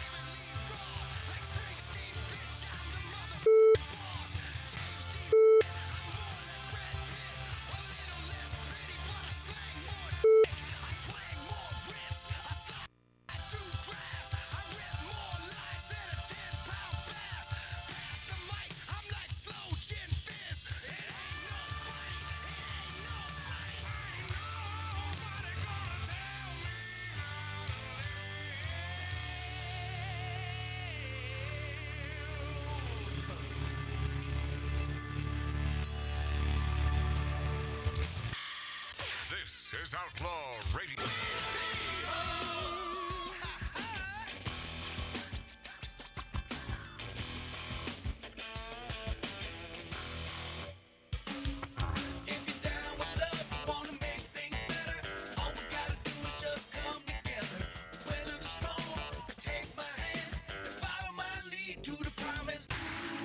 Plantains, by any other name, are still bananas. And now there's a new game in town led by an hombre named Matt. A poker-playing, cigar-smoking, barbecue-eating talker. They call him Magic in these parts. And he's made bananas a kind of art form. The kind of talking that makes people sit up and bark at the moon. Don't live his fate. Ordinary just got better. Outlaw Radio with Magic Matt Allen. How about that? How about that? Ralph Woody, it's Ralph's birthday, but he brings me the present. Hey, how beautiful is that? But I will make it up for you with a little bourbon whiskey from Northern Waters. We'll all have a little taste test, and we won't combine this with the bourbon that we've been enjoying so far. We all have clean glasses, and we're ready to go, thanks to Beth and Tony. And What's Up, Wausau? Love those guys. Wisconsin. By the way, speaking of What's Up, Wausau? Yeah? I got to say a couple of things.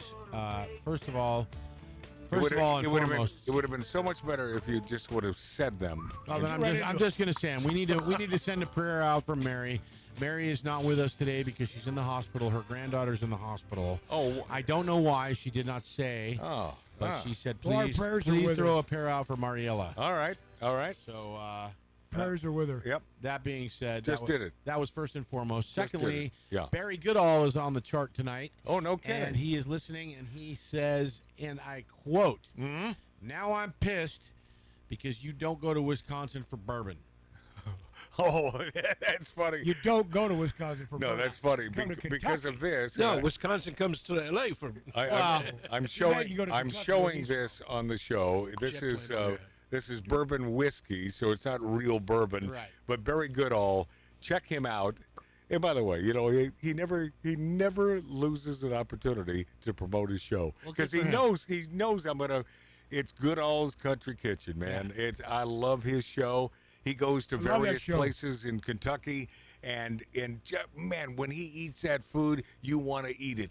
Yeah. Our mother's a big fan. God. Our mother's a huge fan. Oh, how are you not a Barry Goodall? The triple, what is he called? The triple turtle or the triple snapper? Yeah, the triple snapper. Thank you, Mark C.G. Boyer. Snapping Look turtle. at that. Maybe you should stay Snapping awake more turtle. often. I can't believe he's awake. Yeah. So old damn Senator, did he just say this about Abrego Garcia? Van Halen? Chris Van Halen, formerly of the rock band, can't retreat, so he must double down on the Abrego Garcia drama. He's the so-called Maryland man, my friends, who was deported to El Salvador. He's a legal alien, an MS-13 member, an accused human trafficker, and, I don't know, domestic abuser. Might as well throw that into the equation. The documents backing up the gang ties and wife beating could scale the Rockies. Van Halen, a.k.a. Holland, had margaritas with him in El Salvador. I keep reading that. Did they prove that they were margaritas? Yes. But Van Halen said, we didn't drink it. Oh, you didn't drink it, but you were served That's margaritas. right. Hey, You're love. telling me that this Abrego Garcia, who's been in the big house, is not sipping a margarita? Exactly. Oh, I'd down that. Next. I'd go through about 10 of those sons of bitches. He claims it's about due process. Well, it's not. It's not about due process. Can we finally clear this crap up? Garcia went through the legal system, which is how we know so much about this man. The story has been a masterclass in showing how dumb politicians fall into PR traps. This one, an elite, he was sort of, in my opinion, set up by Trump's team, which that Donald Trump, he will give you a masterclass in setting up idiot sticks. Oh, yeah, he gives you the rope. As soon as Van Hollen and other Democrats announced they would visit Garcia, They waited until they touched down to release the trove of Justice Department documents on the man. Now Van Hollen is trying to take a victory lap because we're bringing Garcia back. Oh, he's back. Oh, no, it's great. To face the music and charges of human trafficking. No matter how this turns out, Garcia is either going to be in jail or deported. So what is it? No, it's a I mean, fact. what is it? They brought I know a lot. Yes. I know a lot about this. It's ridiculous. They brought him back to charge. He's going to be charged with all these. Of course. And then they're shipping him right back.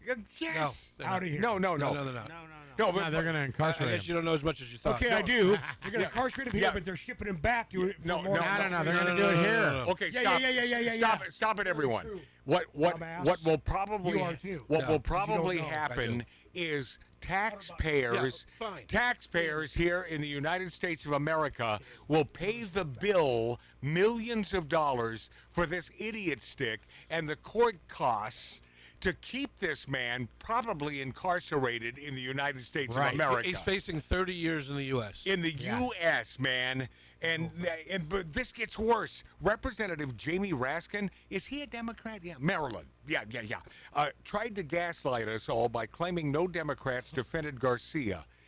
Now, listen to this. Roll the tape. It's Raskin talking about Abrego. She especially focused on the idea that Democrats defended Kilmar Abrego Garcia, even though he, of course, is alleged to have committed these crimes. Do you think that Democrats risk politically playing into the president's hands by focusing on this case? First of all, I don't know of a single Democrat who defended him. He was falsely... What? Then it goes to just a few weeks earlier. That's what you're hearing now. This is Jamie Raskin after he made that claim. I don't know any Democrats who were defending him. This is Jamie Raskin. Go. Arrested and removed from the country. So now they're making up all this stuff about MS-13. Or, let's say he was responsible for the January 6th attack and he coordinated the assault on 140 police officers. They're making up things against a guy who's never been prosecuted, much less convicted of anything criminal. What? What? Guy's a wacko. Dem Rep Garcia and these L.A. ICE raids, and this does dovetail. He says, if you are here illegally, you deserve due process. Anyone want to jump in here? If you're here illegally, you're here illegally. Black and white. How does due process enter into this? Yeah, get on a plane and get out. You're here. No gray area illegally. here. Right? This is Representative Robert Garcia. He said this today on the weekend on MSNBC.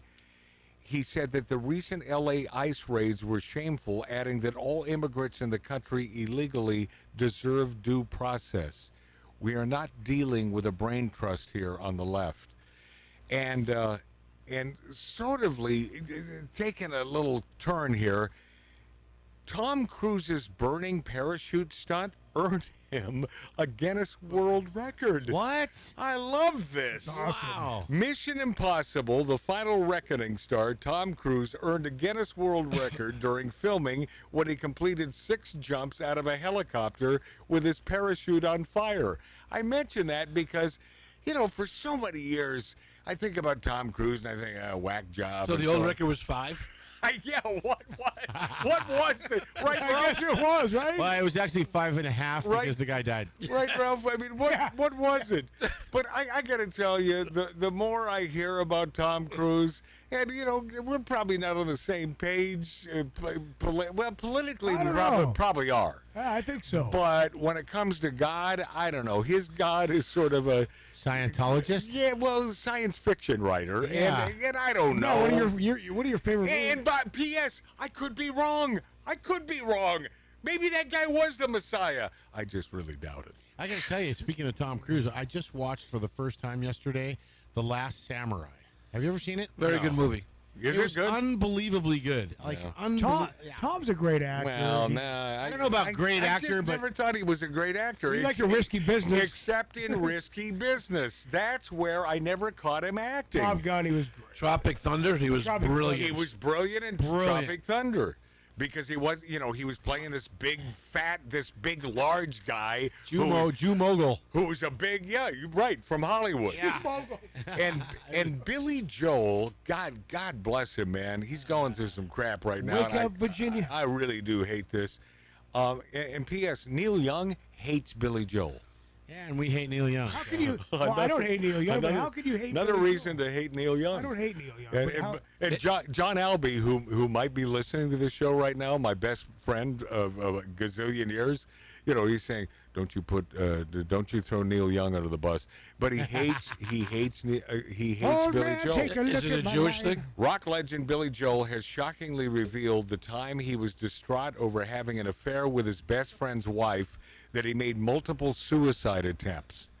Wow. A guy worth $1 gazillion, and he tried to kill. First of all, I don't believe that he truly tried to kill himself. No, because multiple times unsuccessful. Because if he really wanted to kill himself, he would have. Right. But my God, only females. But he was cheating. He was cheating, and he was pissed about it. It's like, what? You did the cheating, Billy. Then he thought, well, only the good die. How did he try to kill himself? Was he listening to Neil Young music? Oh boy, that'll take you down. Boy, John Albee is really going to be pissed. Oh yeah, and P.S. You keep hitting that. It's just my headphones are going nuts. Yeah, and so it just happened. So try to fix it because okay, there. Every time I do, you tell me don't touch that thing. Don't touch it again. All right. This came, yes, sir. This came from my friend in in Oregon, my former producer who produced me in San Diego, and he and I are on the same page when it comes to San Diego. No reason for that town to exist. I just think that Mexico should annex it. Oh, come on, you gotta give it up for Ron Burgundy. I lived there for a short time, and there is no reason. No. And used to be very conservative, but I don't know what happened there. But he sent me this email. He said, and I will just read it verbatim. I'm not saying I approve of this email, but Pete in Oregon says, "Hey, HR fag and stuff." That's Pete. Did you ever call that trailer park lady that went on record as saying she was your biggest fan? And I said no, and this was a couple months ago. And so this would be the clue for you, Tattoo Dave, to get her on the phone. And once again, my headphones have gone nuts because I haven't touched anything. Well, then touch it there. Mine too. Yeah, I know. It was the gal from Chula Vista. Oh God. Oh right? Yeah. Well, no, yeah, but here's the weird thing. I put in a call to her. We had a real quick convo because us kids, we don't say conversation anymore. It's too long a word. Right. So we had a quick convo, and I think we should talk to this gal. And the weird thing about that Jessie that my brother Mart referred to, this is a gal who lived in a trailer park in Chula Vista. And we used to talk to her every week when I was doing a morning show in San Diego. Yeah. So, do you have it up there? Tattoo Dave, help me with this. Do you have it up? I knew a chick. This may. By the way, for those of you watching us right now on YouTube, I got a feeling this is going to take some editing on our terrestrial stations. So just hang with us. What are we doing here? I mean, it was there. I don't know what happened. Okay, so wouldn't you try it again? Doing that. You got the number, right? Ralph, who do you miss right now? LDJ. Lori Daddy Jr.? Yeah. I don't know. She'd have a tough time with this one, too. This is not the easiest. But it's going to be worth the time if we can make this happen. So all you do is call. I did. Right? And it's there, and are we there? It is there, but I'm putting up the volume, and it's not projecting. So I don't know Oh, shoot, what kind of? It's not your volume's not projecting. I mean, like, what does that mean? How does this not work? Like, I'm calling my union rep. This is just not right. It's mad. Every time I pick up the phone, I hear her or him or whatever it is. Yeah. But I put the volume. But you got to do it. You got to do it quickly. You got to hit the green light really quickly. You got to. I'm gonna try again. I'm gonna start from the beginning. In 1876. So let it bar. The instant and technology. The instant you think it goes through, hit that green light, and then make sure just bring her up right now. Bring her up. So while you're doing this, bring her up. Hello. Hello. Hello. Oh, somebody get Don. This is Beverly. Oh, got it. Okay, Beverly is Magic Matt's Outlaw Radio's biggest fan, and Beverly, we're taking the time after many months. I was told to call you, and it is such a pleasure to speak with you, Beverly. Hi, how are you? I am great now that I have you on the phone, Beverly. How are you, you old trailer park broad? Who the fuck is this? Okay, okay, hold on. This is a guy named Magic Matt on Outlaw Radio, which I was told is your favorite radio show. Well, what the fuck do you think this is? Well, what I was told is that you wanted to talk to us because you were a big fan of this radio show. You old trailer park broad, could you at least be nice? What is your problem? Do you have nothing better to do? Obviously. You know, I'm going to trace this phone call, motherfucker. Well, that's not nice. Okay. That's okay. Well, she got a trader trash. Listen, Bev, that's not very nice. How many packs of Camel Bear House did she smoke today? You trace it all you want, you camel smoking old biddy. You are a piece of fucking shit. And if you call my phone again, I'll make sure you don't ever get another phone anywhere, honey. Oh, so you have that sort of power, do you, Beverly? You have that power to make sure I'll never have another phone? I got a tracer on my phone. I'm tracing this phone call. And you know what? I'm going to report you. Okay, report all you want. Wow. Report all you want. Wah. I've already talked to everybody.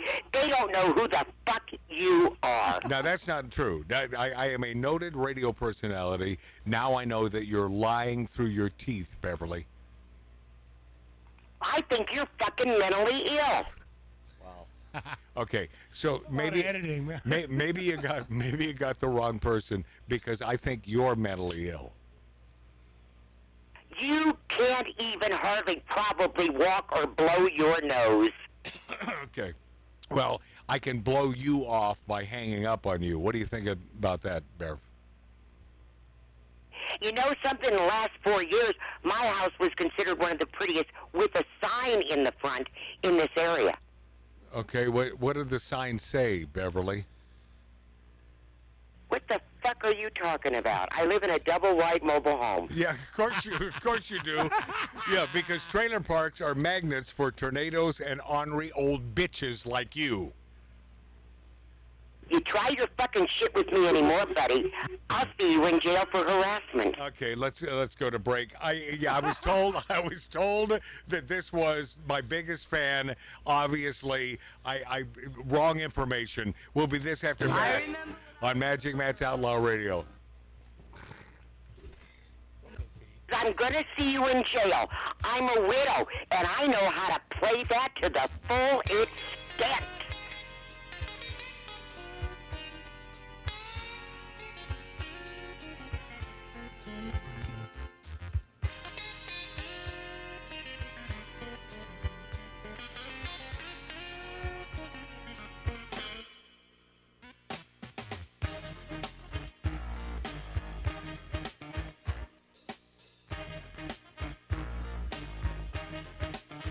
Wanna buy a new car?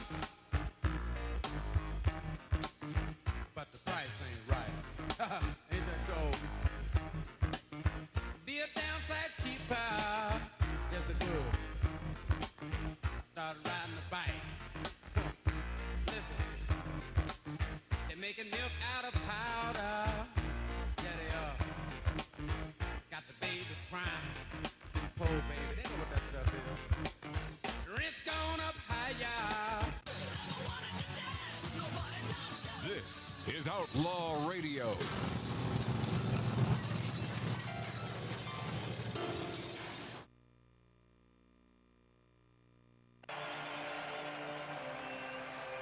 Welcome back, my friends. Welcome back, my friendlies. Magic Matt's Outlaw Radio. Bombshell, Kathy Griffin. I don't think I have enough time for this. Maybe just enough time. She doesn't think Donald Trump won in a free and fair election. I believe there was tampering. Well, if it came from Kathy Griffin, and she just said this 2 days ago on the Don Lemon show. He has a show? Yeah, sort of, I guess. Not really sure. Let's hear Kathy Griffin, why don't we, on Don Lemon's stupid show. By the way, I will admit, I really, really thought Kamala Harris was going to win. Oh. Did you think she was going to win, or did you think she wasn't? Coming from Kathy. Kathy, you saw my content, and you texted me and said, I love what you're doing. It's great. It's great. I heard a lot of Trump when I was out there, but I was hopeful from the polls. Yeah. I was hopeful, and I'm like, I think she might have it, but I don't know. The polls are not reflecting what I'm hearing in America. Never. Yeah.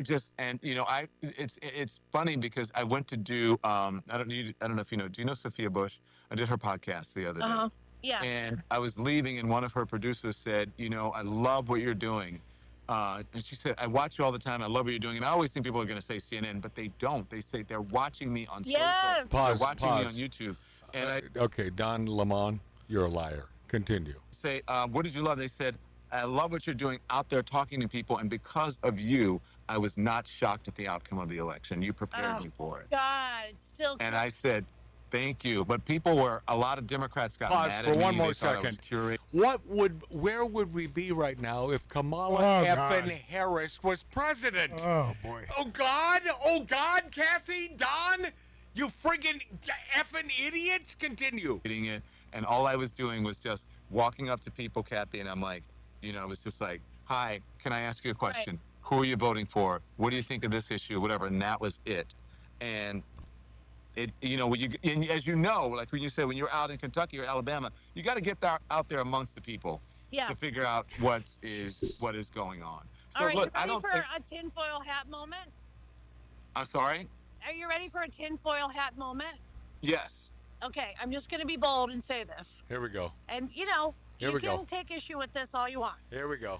I do not think he won in a free and fair election. Yeah, Don's going to take issue with that, right? Yeah. Okay, Kathy. How do you like that, lefties? Pause. I don't even understand that. What do that mean? Yeah, right? She's talking to her people. Yeah, but how do you like that? Lefties? What the hell? She's a lefty. I don't get it. Yeah, well, Continue. she's Continue. bragging. She's bragging. Yeah, I said it. I'm Kathy Griffin, and I do not think Trump won in a free and fair election. I believe there was tampering. I don't know. I don't know if it was the Elon connection. I don't know if it was just a few good old boys in the South who didn't do what they accuse us of. If you remember Ruby Pause. Freeman and You Shane mean the Moss? people you look down upon, She's right? slamming the good old boys in the South. Yeah, What a yeah. bitch. The people she looks down upon. Go ahead. What they tend to accuse us of is what we find out they themselves did. So I know I'll take heat for this, and people are going to say I'm crazy, but I've been called crazy before, Don. Hello. And I just, the more times your gut is telling you something my happened. gut is telling me that something was up with them. You're not far off. I won't say that I disagree with you. But, I'm an evidence person. I'd like to see the evidence. I think something was off. He's an And evidence especially, person? when someone said, oh, we've got this. And, how do you know that? What? How do you know we've got this? What? How do That you know? was Or weird. I don't need your vote or anything like Who that. said It's that? This a will be little the bit last odd. election. We won't have Yes. any elections after this. Take Vote it for me, and you won't have to vote again anymore. Good. And also, as you said, every accusation is a confession. Yeah. Well, what did know? you just Yeah. say? You know what I'm saying? All right. Well, Don? let's leave our viewers. These are with two that, because idiot We can't top sticks. that. I'm going to get in trouble, and I can't wait. So can we do this often? One more Whatever thing. you want. One more thing before you go. What? So I told you I've been just binge watching Nip Tuck. Okay, enough And I know- of this. Enough of Kathy Griffin. Enough of Don Lemon. Idiot sticks on parade. And when he says that, oh, no, nobody's really talking about MSN anymore. They're talking about, or was it CNN? Who cares? They're by the same, cut from the same cloth. I don't know why I'm not hearing music going to break. Isn't that the weirdest thing? For me, it is. But these are two friggin' imbeciles. We'll be this after back, my friends. Next hour, famed Holly, and I think Ralph is probably interested in this one. Were you blown away when you heard about Brian Grazer voting for Trump? Weren't you a little blown away? I hadn't heard that. Aha! All right, we'll get to that next on Magic Matt's Outlaw Radio.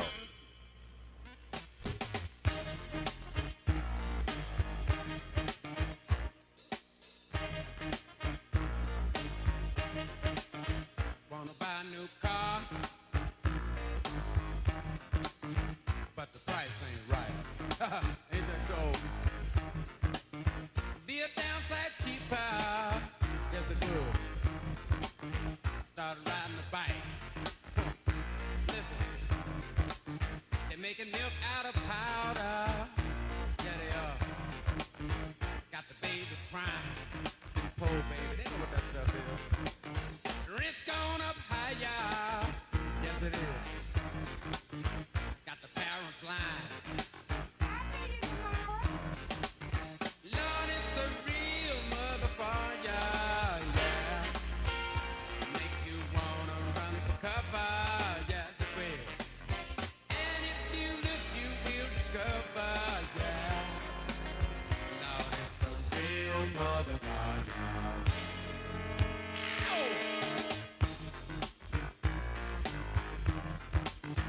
Good God. Listen, got to go to a disco. Throw your troubles away. Dance to the music that the DJ plays. Well, all right. And then the lights come on. Yeah. Like you knew they would. Got cold. Gone home and face the music. That don't sound too good. Ain't that cold? Listen.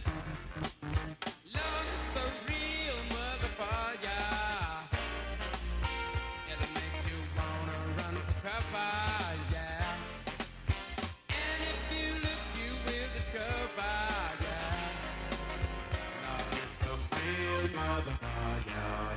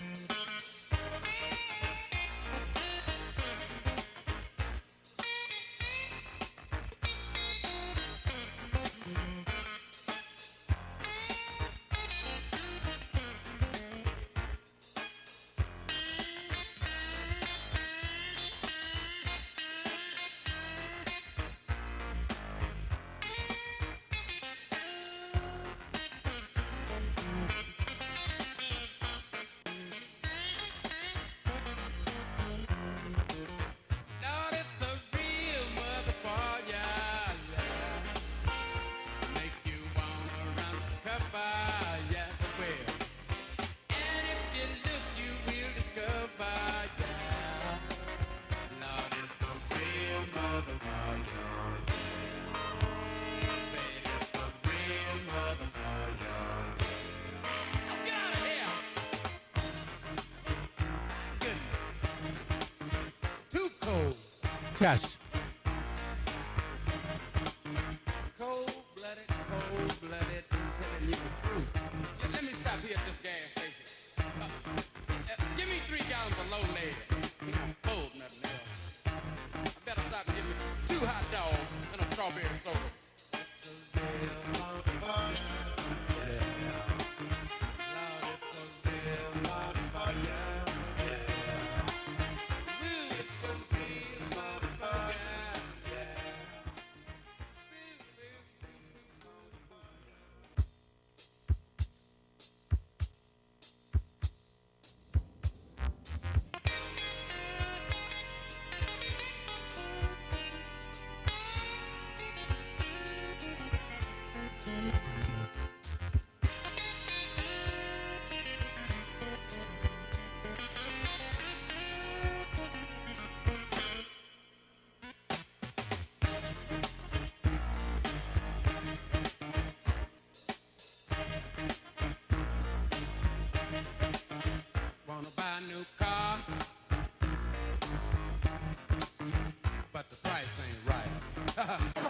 doohickey, you know, the doohickey that rolls. Hi, this is Meatloaf. Okay, kids, you know what time it is?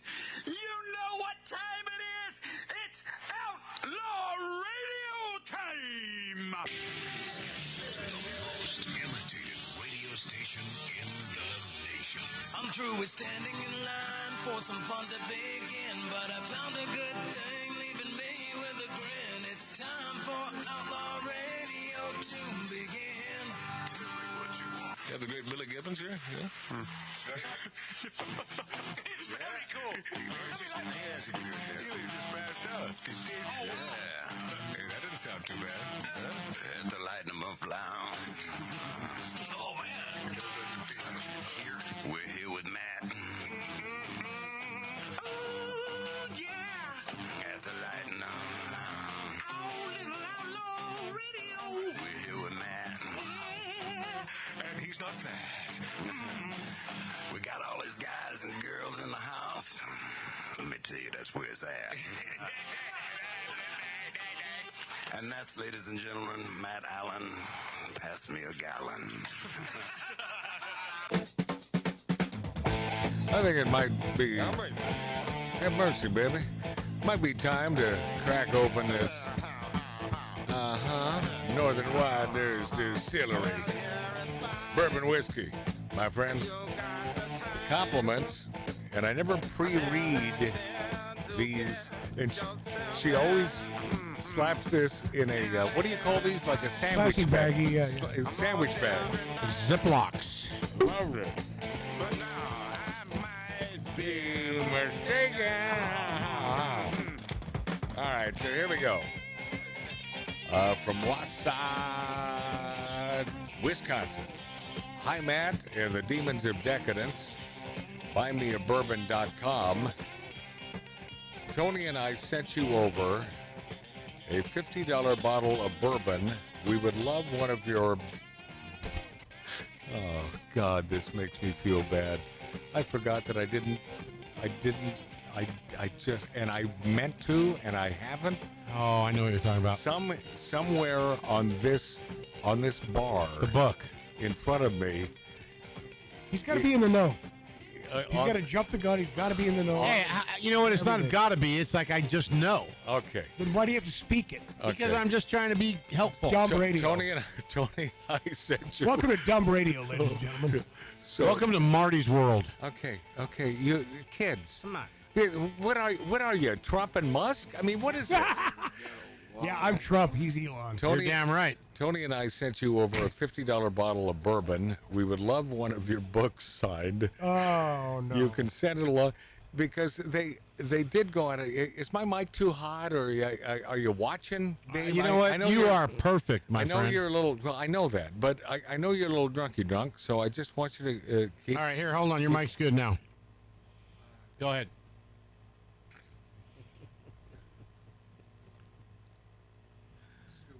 Oh, that's fun.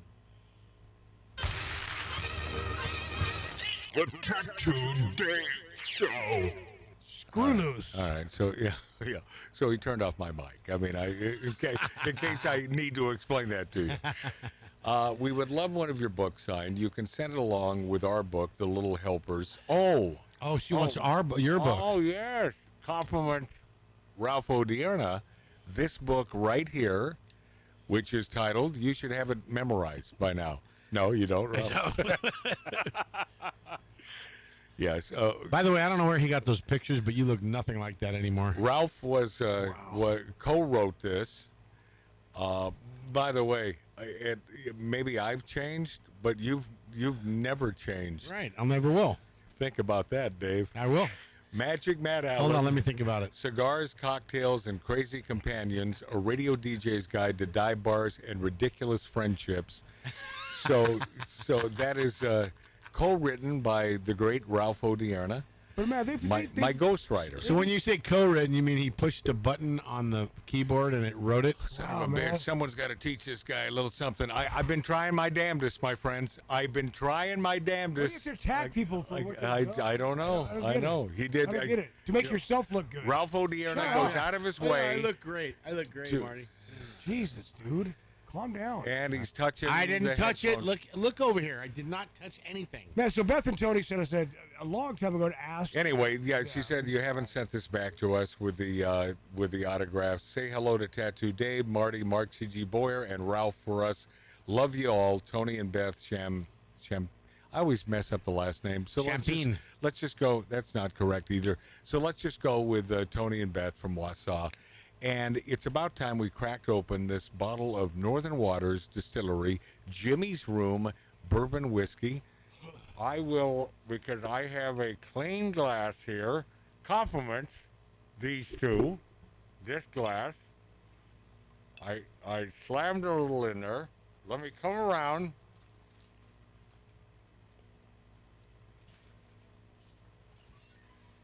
Well, here you go. Thank you.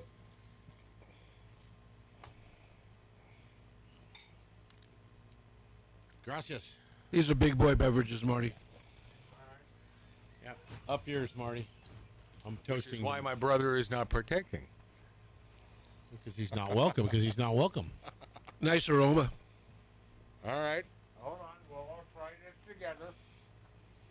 Oh, yeah. Spicy. It's a spicy meatball. I mean, this, don't sip it yet, Ralph. This is a bourbon whiskey that is the hometown of the beautiful state of Wisconsin. I'm nosing it. Smells. The scent is. By the way, Ralph already drank it, just so you know. Bourbony. I'm getting like single malt scotchy. Yeah, it's almost like a peat kind of thing. That, right? Yes. You too. Yep, I as well. It's peaty. Yeah. It's peaty, like a single malt. Wow, but I like single malt scotch. Wow, Tony, Beth. Oh, wow. You two rock.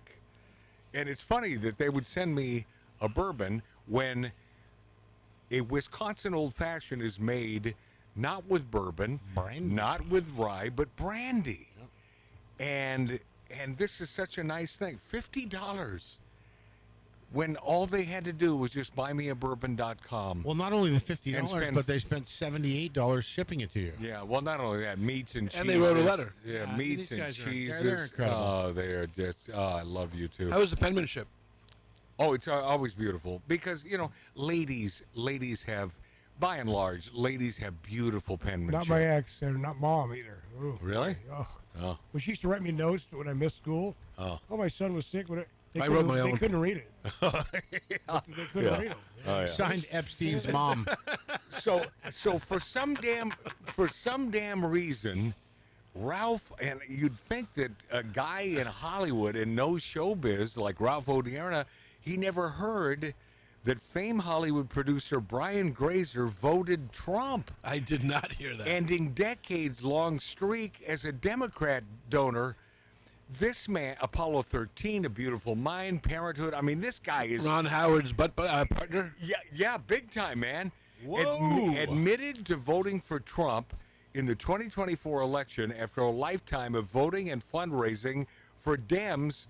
This new documentary series from Fox Nation, I got to watch this because it's supposed to be off the hook good, titled Art of the Surge, features several clips behind the scenes of President Trump's 2024 campaign, including a surprise appearance from the three-time Oscar winner. According to the New York Times, the documentary shows Grazer socializing with President Trump inside the VIP box at the football game, getting his photo taken, and admitting that he pulled the lever for Trump. In the documentary, Grazer said that when he told some women he knows about Trump's vote over Kamala Harris, it felt like getting canceled. Yes, of course. All the women looked in and go, "You mean you're not voting for Kamala?" And I go, "I just can't do that."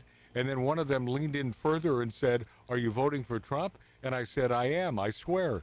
Grazer is quoted as saying in this little mini-series, in a statement to the Times, Grazer described himself as a centrist who felt the Democrat Party lost direction under former President Joe Biden. It was never under former President Joe Biden. He was never running things. The man was a mummy, is a mummy. God rest his soul. But as a centrist, It was because I could feel and see Biden's deterioration and the lack of direction in the Democratic Party line at the time. According to the Hollywood Reporter, Grazer previously donated to Harris, raised money for Democrats. He also signed an open letter thanking Joe Biden in 23 for his efforts to release hostages in Gaza. Grazer's company, Imagine Entertainment, which he co-founded with the aforementioned Opie. Did you say Butt Buddy? I said Opie. Ron Howard also produced film adaptation of Vice President J.D. Vance's memoir, Hillbilly Elegy. So he was involved in that. Yeah, Ron Howard directed that. Is that right? Yeah. Yes. Oh, that makes sense. Did you not see it, Matt? How freaky. No, I haven't seen it Oh, yet. it's brilliant. It's really, Grazer's been a Democrat donor for decades, going back to the campaign for Representative Robert Merzak, who, of course, from New York. Also donated overwhelmingly to Democrat figureheads Hillary Clinton, Chuck Schumer, Barack Obama, even Kamala Harris in 2019.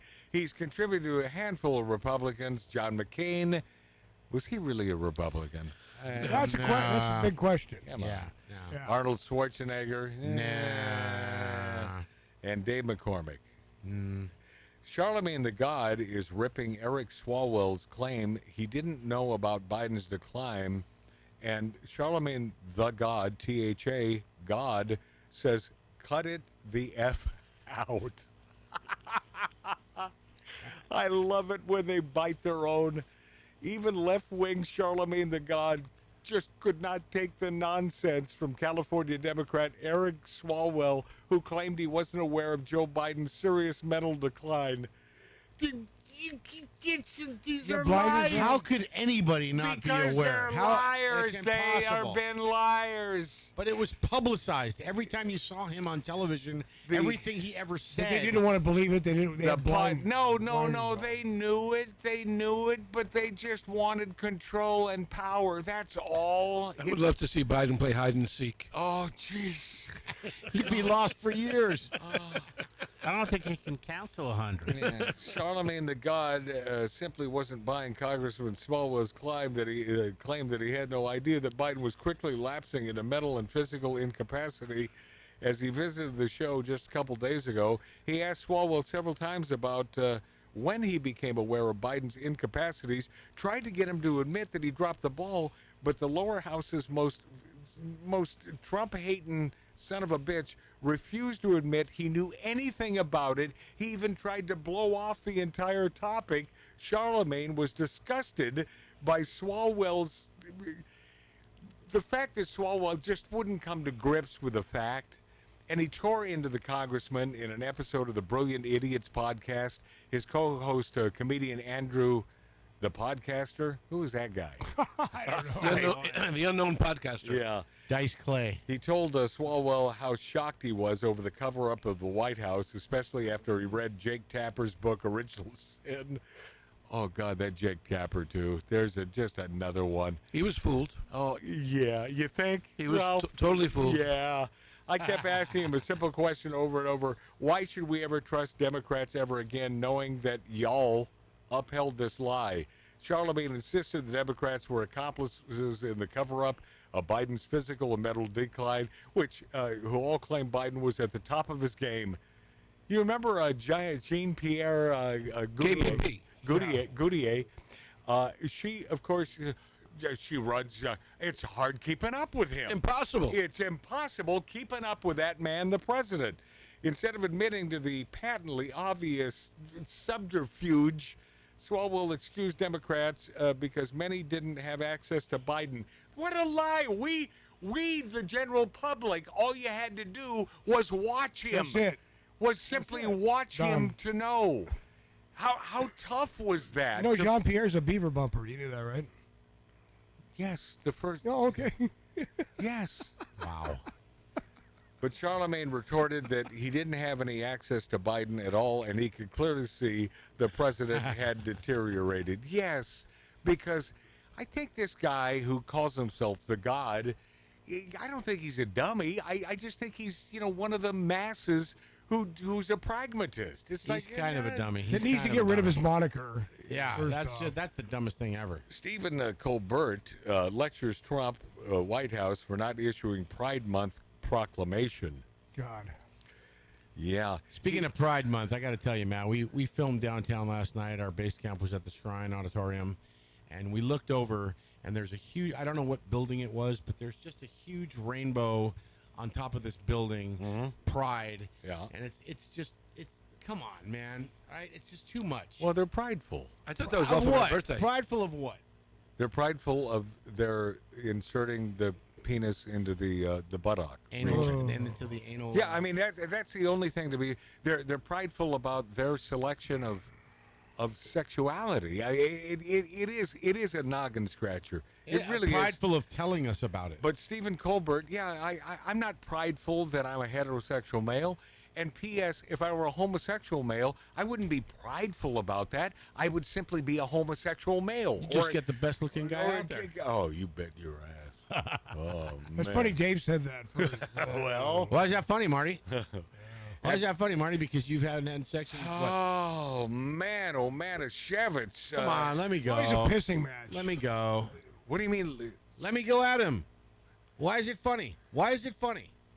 Because for the folks trying to enjoy this show, they care not about that. They care about the Tattoo Dave show.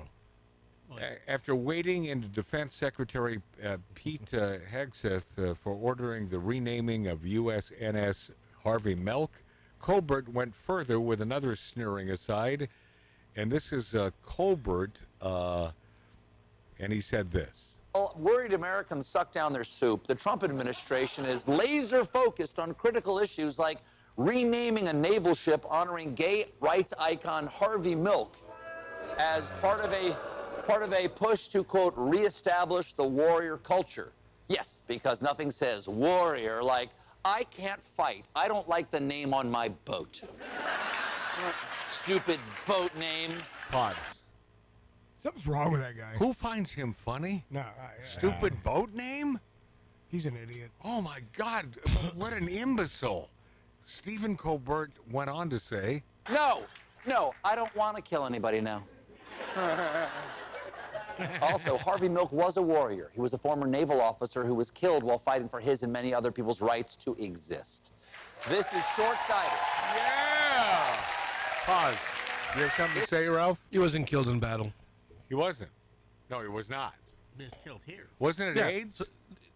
No, I think he was actually murdered, but he was in San Francisco. Oh, that's right. Yeah, it was some. So name the bridge after him.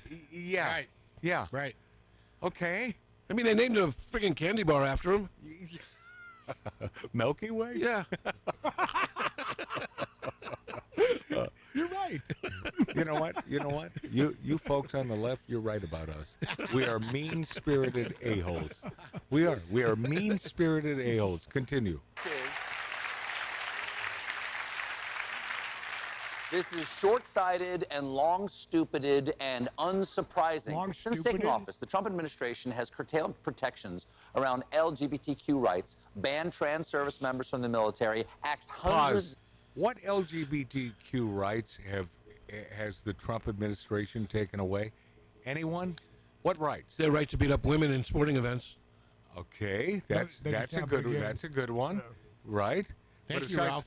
Not to use the same dressing room, same bathroom. Yeah, not to go into the right? girls' bathroom. So these are the rights. I mean, honest to God, if I'm missing something, please, anything, Ralph. Their right to go to a female prison if they're a man.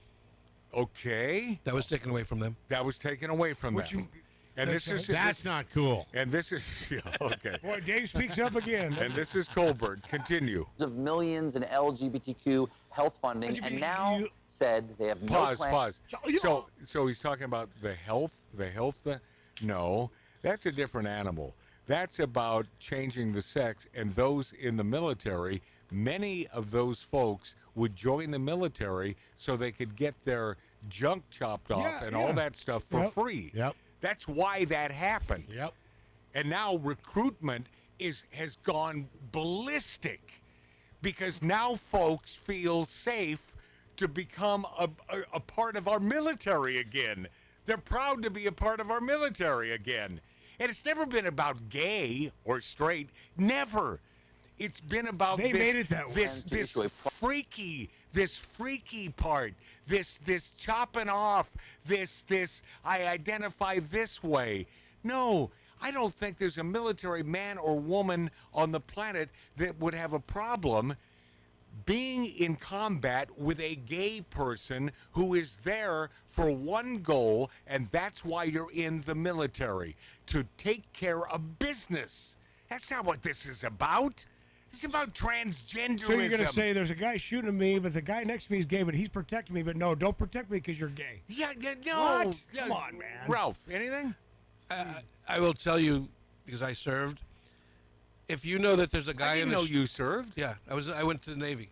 He served Caesar salad. Did you really? Yeah. Thank you. There's a lot of guys in the military, and if they know you're gay and you're in the shower at the same time, it hurts morale. I'm just saying. No. That's why they separate men's showers from female showers. Right. Because of the attraction issue. Why? Yeah, because of the attraction issue. Yeah. I get that though, but that's human. That's simply Wait a being. minute, how many years you do? Oh, I got hurt coming out of boot camp. That's the human. I'm being honest. I got hurt coming out of boot camp. That's the human condition. Continue with Stephen Dummy Ass, Big Dumb Ass Colbert. Pride Month proclamation this June. No Pride Month proclamation, which means the White House is less inclusive and has less humanity than the Buffalo Bills, who tweeted, "Happy Pride, feeling all the buffalo." Even they know. Even an NFL team knows. Even the Bills know. Love is buffalo. Which, of course, is love that comes with celery and blue cheese dressing. God, who We writes? got a great show for you tonight. No, well, that's a lie. There's no way they have a great show. That's the biggest lie of all time from Stephen Colbert. And speaking of milk, the star of that movie, Sean Penn, rages at Trump and Hegseth for renaming the ship named after gay rights activist Harvey Milk. Screenwriter Dustin Lance Black and Milk star Sean Penn criticized Defense Secretary Pete Hegseth for ordering the United States Navy to remove the slain gay rights leader Harvey Milk from the oiler ship USNS Harvey Milk. Now, see, I'm on the fence on this. It's sort of like, who cares? But Ralph, you were almost in the Navy, so you must. Thank you Wait, for you that. got hurt coming out of boot Thank camp. you for that. You must no, hold on. He said he served. You must have a take on this. Yeah, I don't think ships, not boats, should be named after people that, for social political reasons. Right. For their military accomplishments, or if they're president. Yes. Without a doubt. But Milk was never famous for being in the Navy. Never. He was famous for his social political activity. 100%. 100%. But I think that so the reason why that ship was named was because he happened to be a gay guy That's who correct. was slain in San Francisco. But don't you leave that alone? Don't you just ignore that? I'm okay with just ignoring it. Why do you change it? Don't ruffle the feathers even This is more. why I asked Ralph, and Ralph makes a very feasible point. It's not that the name change bothers me. It was that it was named after him in the first place. Right, there you go. Right. Exactly. I And agree with that. it shouldn't have been. Right. It shouldn't have been. It wasn't for his tour of duty, and his tour of dirty, maybe. Right. It was like all the name changes of the bases, like Bragg to Liberty. Yeah. And we changed them all back, thank God. But it's always been Bragg, and it was never about the Confederate person. No. Never. And speaking of awful late-night hosts, Jimmy Kimmel is gushing over the Musk versus Trump.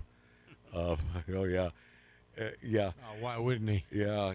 Disney ABC late-night host Jimmy Kimmel is overjoyed that Elon Musk has taken swipes at President Donald Trump after the SpaceX chief stepped back from his temporary assignment on the Trump administration. Well, now he they call him didn't. the space test. I like how they say step back. He No, didn't. His tour was over. The tour was over. But this guy is rabidly anti-Trump. This Kimmel, he's a bad man. He truly is. He is. He's a nasty piece of Not crap. funny. He's a bad Not man. funny. Right up there with who? Sarah Silverman. No. Silverman. Right up there Ryan with Seacrest. Bingo. Yes. One of the luckiest men in showbiz. One of the luckiest men in showbiz. And anytime I'm on Hollywood Boulevard and I see that theater named after him, I swear to God, not unlike Billy Joel, I think about shooting myself in the face. Oh, yeah. Oh, yeah. It hurts. It really does hurt. Yeah, we'll be this after back on Magic Matt's Outlaw Radio. John Voight, next.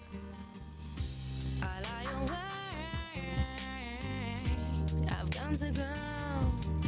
I'm watching porn in my hotel dressing gown. And now I dream of you, but I still believe there's only enough for one in a lonely hotel suite.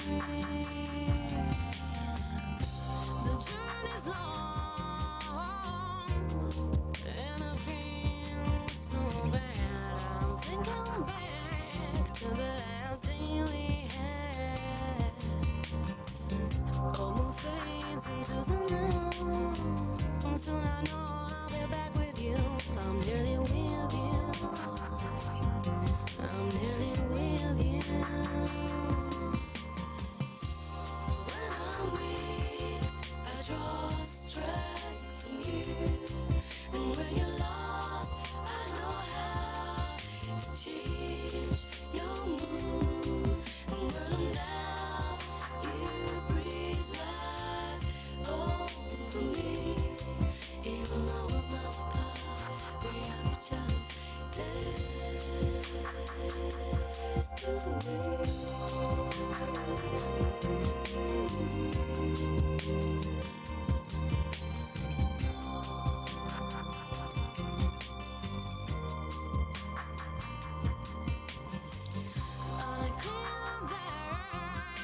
I'll fly home to you.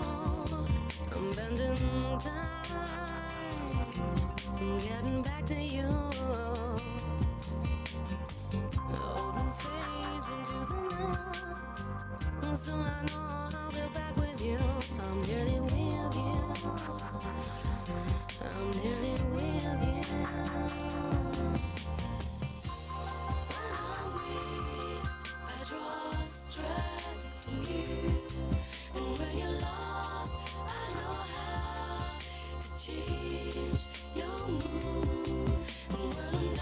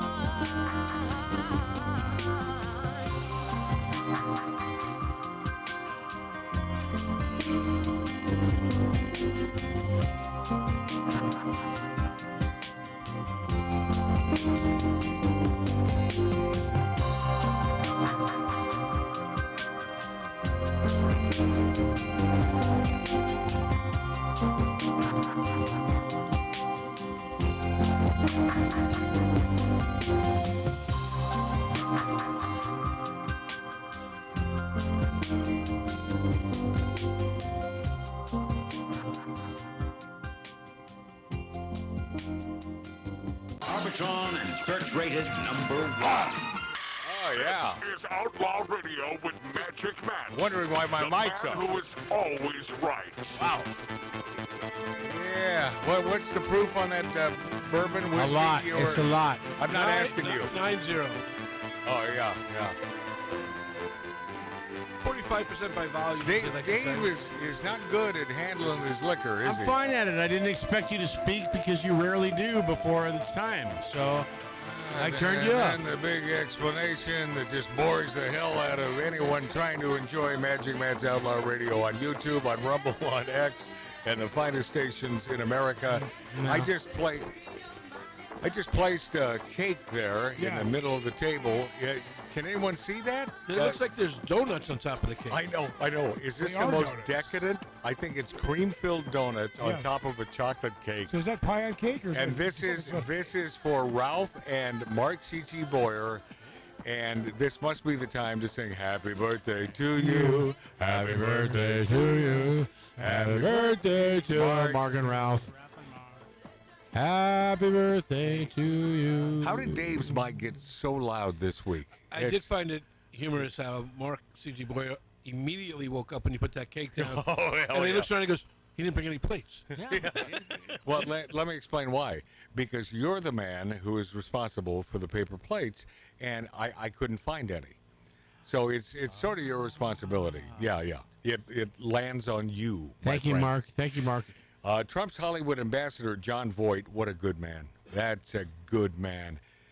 Is meeting with Governor Gavin Newsom, I guess to discuss ideas for saving the film industry. You know, the fact that this man has gone out of his way to try to help things with a guy that he's not a fan of, because, you know, John is not digging Governor Newsom. No, but Trump understands that the film industry isn't about the stupid actor, producer, or director. Right. It's all the guys that we like to say below the line. Yes. And he's trying to save their jobs. Yeah, Hollywood's been losing jobs due to major high costs, damaging union strikes, artificial intelligence. So, by the way, that ain't going away. And tax incentives offered by competing film locations elsewhere, like Vancouver, Atlanta, overseas sites. I mean, all over the friggin' world. Newsom is what's my producer doing? Shouting out. Your producer is trying to make the camera look good and tell Billy to close the damn curtain. Ah, all right. Well, you could do that on mic so I could hear you. Well, I tried to do it off mic to be considerate. But I guess, okay, never mind. Never mind. Billy, close the damn curtain. So are you going through, you're going through, you must be going through a thing with your broad who you've been loving for the last several weeks, because otherwise you wouldn't be so out of line and so drunk on the show today. What does that mean? That is just Dave? completely inaccurate and it had nothing to do with anything. I'm not nothing. Are you sure? Yes. All right. So Newsom, anyway, the pair met privately, and hopefully they'll get something done. But I doubt it because it's Newsom, but John Voight is a good man. And even a Newsom who always sort of thought of himself as an actor, and he is. Do you know his wife did Skinamax? Is that right? Yes. Is that right? She's a Skinamax soft porn star. Not John Voight, but our Newsom. Yeah, our stupid governor Newsom. Newsom. Yeah. Through a combination of federal tax credits, tax codes. Breitbart News reported Voight joined Hollywood's unions last month in a joint letter to the president asking to push for federal tax credits. But once again, Newsom will always do the wrong thing. Yes. Count on him to do the wrong thing. And George Clooney, speaking of idiots, makes an ominous prediction about Trumpism once Trump is finished. Actor turned left-wing activist George Clooney believes President Trump is a soul-streaking comet flashing across the political night sky, and what comes behind him should worry his Republican supporters. I'm not worried. How about you? I don't even know what that means. Yes. Well, you do know what he's saying, and he's a friggin' idiot. This isn't about Trump. I mean, it has something to do with Trump, because he's one of the fair-minded guys who will tell you what's on his mind, and he's honest. I mean, this whole Trump-Elon thing is not happening behind closed doors, which if this were a Democrat thing, that's what would be happening. Yeah. These guys are just going at it so we can all see. It's 100% above board. We're seeing what's going on. You know, whether it's real or not, I don't care. I really don't care. And I'm not one of those guys on the right side who thinks, oh, this is a dirty, rotten shame. No, I love it. Good. Great entertainment. Bring it on. It's not hurting us. More action. Not hurting us. A little less conversation. Whoa, was that Mark Boyer? I could have said that if I thought it was important. I don't care what you think is important, Matt, and I'm tired of you putting me down for what I think is important. Well, so how about that? Okay. All right, good. I'll tell you. Moving on. Yeah, moving on. Take over the show. Go. Okay, here we go. Dead air. A quiet. I'm assuming you know what you're doing, so go. Of course. The Tattoo Dave Show. Nobody else. And the guys, listen. And, all you guys. What's up with? Shut up. No. Shut your effing mouth I will for not. a second. No. Okay? Then please, the show is yours. Okay. All you guys from Wisconsin that think it's the Tattoo Dave Show, I just want to welcome you in. Thank you for coming to the Tattoo Dave Show. I'd like to introduce Mark and Ralph and Mark C.G. Boyer. And didn't we already do that? I don't know. Maybe. You notice I didn't even correct him because It's not worth it. It doesn't feel right. Right. Yeah, I feel really weird right now. Thank you, Mark.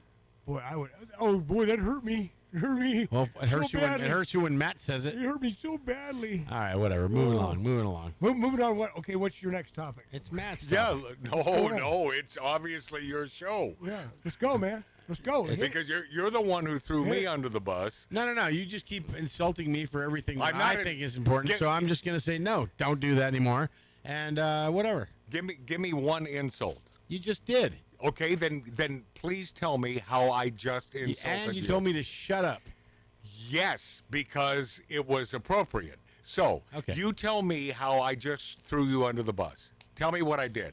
Tell me what I did to insult you. I don't remember. I remember. You do? You told the truth. Aha. Thank you, Ralph. Aha. You're welcome. Yeah. What the hell? I would have shut this off like 3 minutes ago. I don't know if I would have. If I'm a listener, No. It's all. I'm probably listening. I'm probably listening to He this. might have been crap. there rooting for James. Think it's something smart. Come on, man. Please Do it. Because I have two people from Wisconsin that like me. It's like that is such Two. It's Two. it's so amateur, and I try to tell you that you can't base a radio show on beautiful people in Wisconsin. I mean, I love my Wisconsinites, but simply because they write nice things about you doesn't, and that's why I wanted you to take the helm of this thing, and then Me taking the helm of this thing is not going to include putting you down. So I'm going to just. But how plead the did I? fifth. How did I? Because you know what, Matt? How did I put you down? You're Tattoo talking Dave? about listeners of Wisconsin, and when if you look on the YouTube page, there's 28 people listening right now. Okay. So just stop. Just What, stop. what does that mean? It just means that we're talking to nobody except for a couple of people. No, that's you two. So I. By the way, so let me apologize for Tattoo Dave For the terrestrial for putting you down right now, for saying that you're worthy of nothing. You're worth crap. not what It I is- said. That is exactly what you said. No, it's not what I you said. You said that those people that we're speaking to right this second are not worthy of this conversation. That's exactly. There's no. No, other- they are incredibly worthy. They're incredibly worthy because Wait, they're the now ones you're that stick by us. Now you're walking it back. No, I'm not. I'm just saying Are that you if you look at the. Are you certain you didn't vote for Kamala? But how I about, did vote for Kamala. But how about? Hey, Dave. How about our? And I voted for Marty. I voted for Kamala Marty. How about our terrestrial listeners? You don't include them, or they're just nothing? You don't even know what terrestrial means, Marty. So just be quiet. Anyway, George Clooney. Matt, can I take over for a minute? Hey, I'd like to say hi to my friend. I'd like to say hi to my two buddies in Washington State. Didn't we? Well, hold on a second. He's got 2 buddies in Washington and 1 in Montana. He brings them up every show. No, my friends, one in Florida. We tried this years ago at the old digs on Magic Matt's Outlaw Radio. Mart, I think you were there. Yeah, and I remember. And we had our I think. Are you? I just don't understand how you're propelling the show forward there, Dave. I just don't think how you could say I think when you know damn well he was there. He's been there since day one. That's not true because I was not at every show. No. All right. Whatever. No, I wasn't. All right. Whatever. Marty, come on back here. I'm going to show you what buttons to push. Come on, and I'll just move along. Well, because obviously Tattoo Dave is the victim.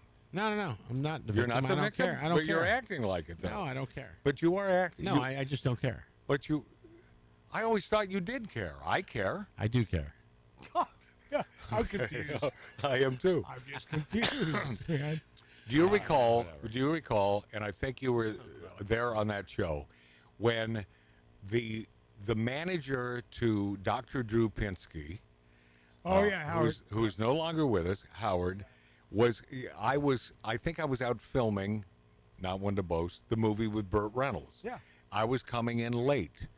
And because there would be no show, Howard wanted to host the show. Yeah. Were you there, Ralph? I was there. You were there. Remember it too? Yeah. Okay. I was, in the car And by the way, here's the dirty little secret.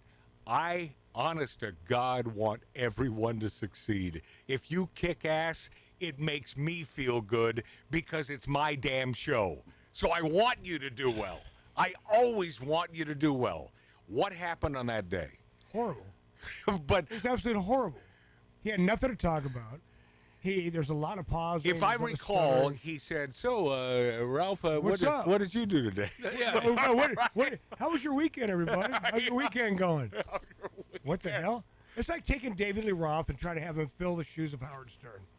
It's like, right. It can't be done. David Lee Roth is a great entertainer. Yes, that's it. But when it comes to this medium, this radio A lot of people thing, can't do it. it's like I couldn't. son of a But bitch. wasn't Howard on the air in Buffalo? He was, He was as talking a top 40 disc jockey, and no, top 40 was his thing, and I loved him for that. I really do. I love his passion for radio. God bless him, man. How's he doing? Yeah, not so good. No. He's seen better I got to days. tell you, speaking of David Lee Roth, though, there's a 3-hour and 10-minute interview with him on the Joe Rogan Experience. Oh, I don't think I can watch And it is that. unbearable. It is unbearable. Him and his I'm big, certain. deep mouth smile. I'm certain it is. It's just such a... oh. It's like the last 8 minutes of this show. Yeah, exactly. I apologize. No, there are no apologies. I can apologize if I want. Oh, here we go. Speaking of dumb ass lefties, Michael Moore floats left-wing rewrite of the Pledge of Allegiance attacking MAGA heads. This big fat head, Michael Moore. Why does anyone pay attention to this guy? Well, I guess we are. He thinks he has a better idea for the U.S. Pledge of Allegiance. He says he can unite progressives against the MAGA heads he despises. So he debuted his new pledge on his Substack account where he claimed he was trying to fight for the survival of the country, even as his ideas tear it down. For you, for me, for the people, and for the country that deep down, in spite of its MAGA heads, in spite of its insanity, we've decided to fight for its survival, holding on to a belief we can make it better, we can fix it. To kick off his newly rewritten pledge, instead of pledging to the country, Moore says we should pledge to the people of the United States. Indeed, he seems wholly uninterested in the United States of America itself, as his pledge focuses on one world instead of one nation. Of course he does. Moore's refashioned pledge reads as follows: I pledge allegiance to the people of the United States of America and to the democracy for which we all stand. One person, one vote, one nation, part of one world, everyone. A seat at the table, everyone. A slice of pie with liberty and justice, equality and kindness, and the pursuit of happiness for all. That kindness thing sticks in my craw. What type of pie? It's it sticks in my craw. Why? Because you will hear the left say, well, be kind. Kindness. Be kind. In your view, being kind is being on the left. Yeah. Honest to God, You talking about the big fat ass that trespassed on Charles and Heston's property? Yeah, That well, guy? yeah, The Michael, Canadian? Michael Moore. He's not. Is he a citizen yet? I mean, He's from Canada. Who cares? Big fat head piece Hey. of crap. Yeah, I just be kind. Shut up. Mark is Shut staring up. at the cake right now. We are. Oh yeah. Oh, No, he is. Oh, He's Mark C.G. staring Moore at is. I mean, I've never seen it. It's like my dog focusing on something. By the way, He hasn't fallen asleep, has he? No, the reason I didn't put candles on that cake is because We would. I did not want to take the chance that Mark would blow it out and spit on it because this looks so good. I even want a little slice. And he would have caught the bar on fire. We'll be this after back on Magic Matt's Outlaw Radio.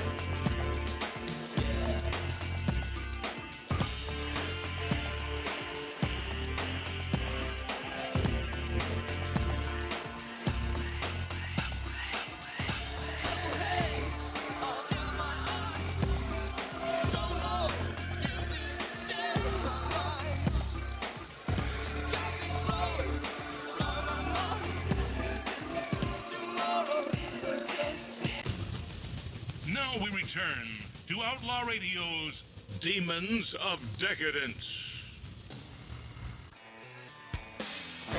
For those of us who give a crap about this P. Diddy trial, and most of us sort of do, we're onlookers.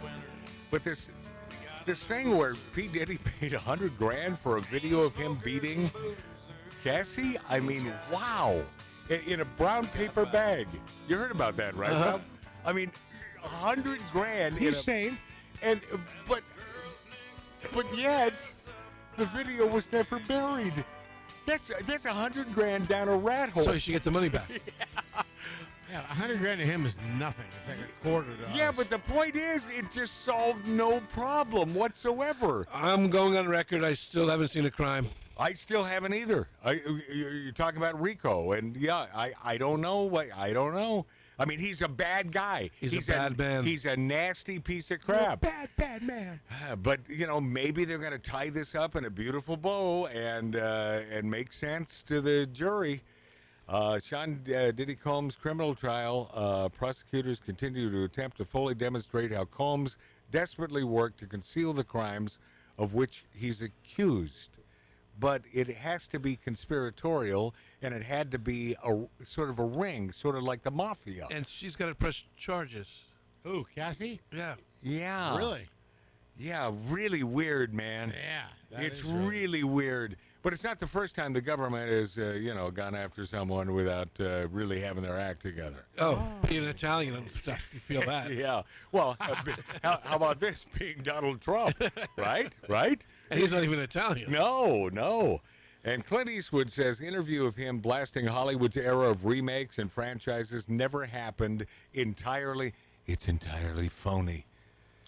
Hollywood legend Clint Eastwood warning fans and the media alike that an Austrian newspaper is pushing a bogus interview in which he had no participation. He said it was a fake interview. He never said any of this. It's a big bunch of crap. Coming from a guy that did four movies of the same thing. What was that? Dirty Harry movies. Oh, my God. The greatest. Yeah. By the way, watchable, not only watchable, but entertaining as hell today, to this day. I think he did 5. Was it 5? Yeah. Even though, we try to forget that last one with Jim Carrey. Yeah, Deadpool. Yeah. But it's still better than most of that crap that's out there right now. And I need to play this because it always makes me happy. Minding his own business in the Oval Office, the man, the orange man, signing things again. It's down 998, by the way. Signing things again, and he went on record as after signing this said this. Today, I am signing an executive order making it legal to call your friends fags and retards if they are doing something faggy or retarded. Fags and retards, ladies and gentlemen. We've got to start calling our friends this again. What? And we will. We're going to call them fags and retards again. And we will. What? So, and we will. Right? Is that not one of the funniest things ever? I mean, I think that's one of the funniest things ever. And, something unlike you've never seen before. And one of the funniest things ever when it comes to the left was this one when it was announced that he would become 47. This was the best. The Fox News decision desk can now officially project that Donald Trump will become the 47th president of the United States. Oh, if I were a fly in the wall of the lefties when that happened. Oh, my God, the crying, the nuttiness. That was like a funeral. Oh. I would have loved to have been in Kamala's hotel room. Oh, the best of all time. Did they really think they had this in the bag with that friggin' ditzy piece of crap? Do you think she got effed up that night? It's not that hard to be deluded. Spoken from a man who doesn't drink, Mark C.G. Boyer. And is incredibly I didn't deluded. say polluted. I said diluted. Diluted. My thanks to Tattoo Dave. Little out of control today. Whatever. Little out of control. Whatever. My brother Marty. Ralph O'Dierna. Ralphie. Mark C.G. Boyer. Cake waiting. My buddy out there slaving over hot coals. You know he's not barbecuing. He slaves over hot coals. My Marine buddy, Billy Dilly. Love that man. Mom and Dad. Hey, thank you for pushing me out. It's weird. And then I spend every waking hour trying to get back in. Don't take that the wrong way. Well, not my mom. I mean, obviously. Mom and Dad love you dearly. Alexandra, love you a million times around the earth. Really? I got to be there for the wedding? Okay. God bless you. Please remember, bumblebees can't fly.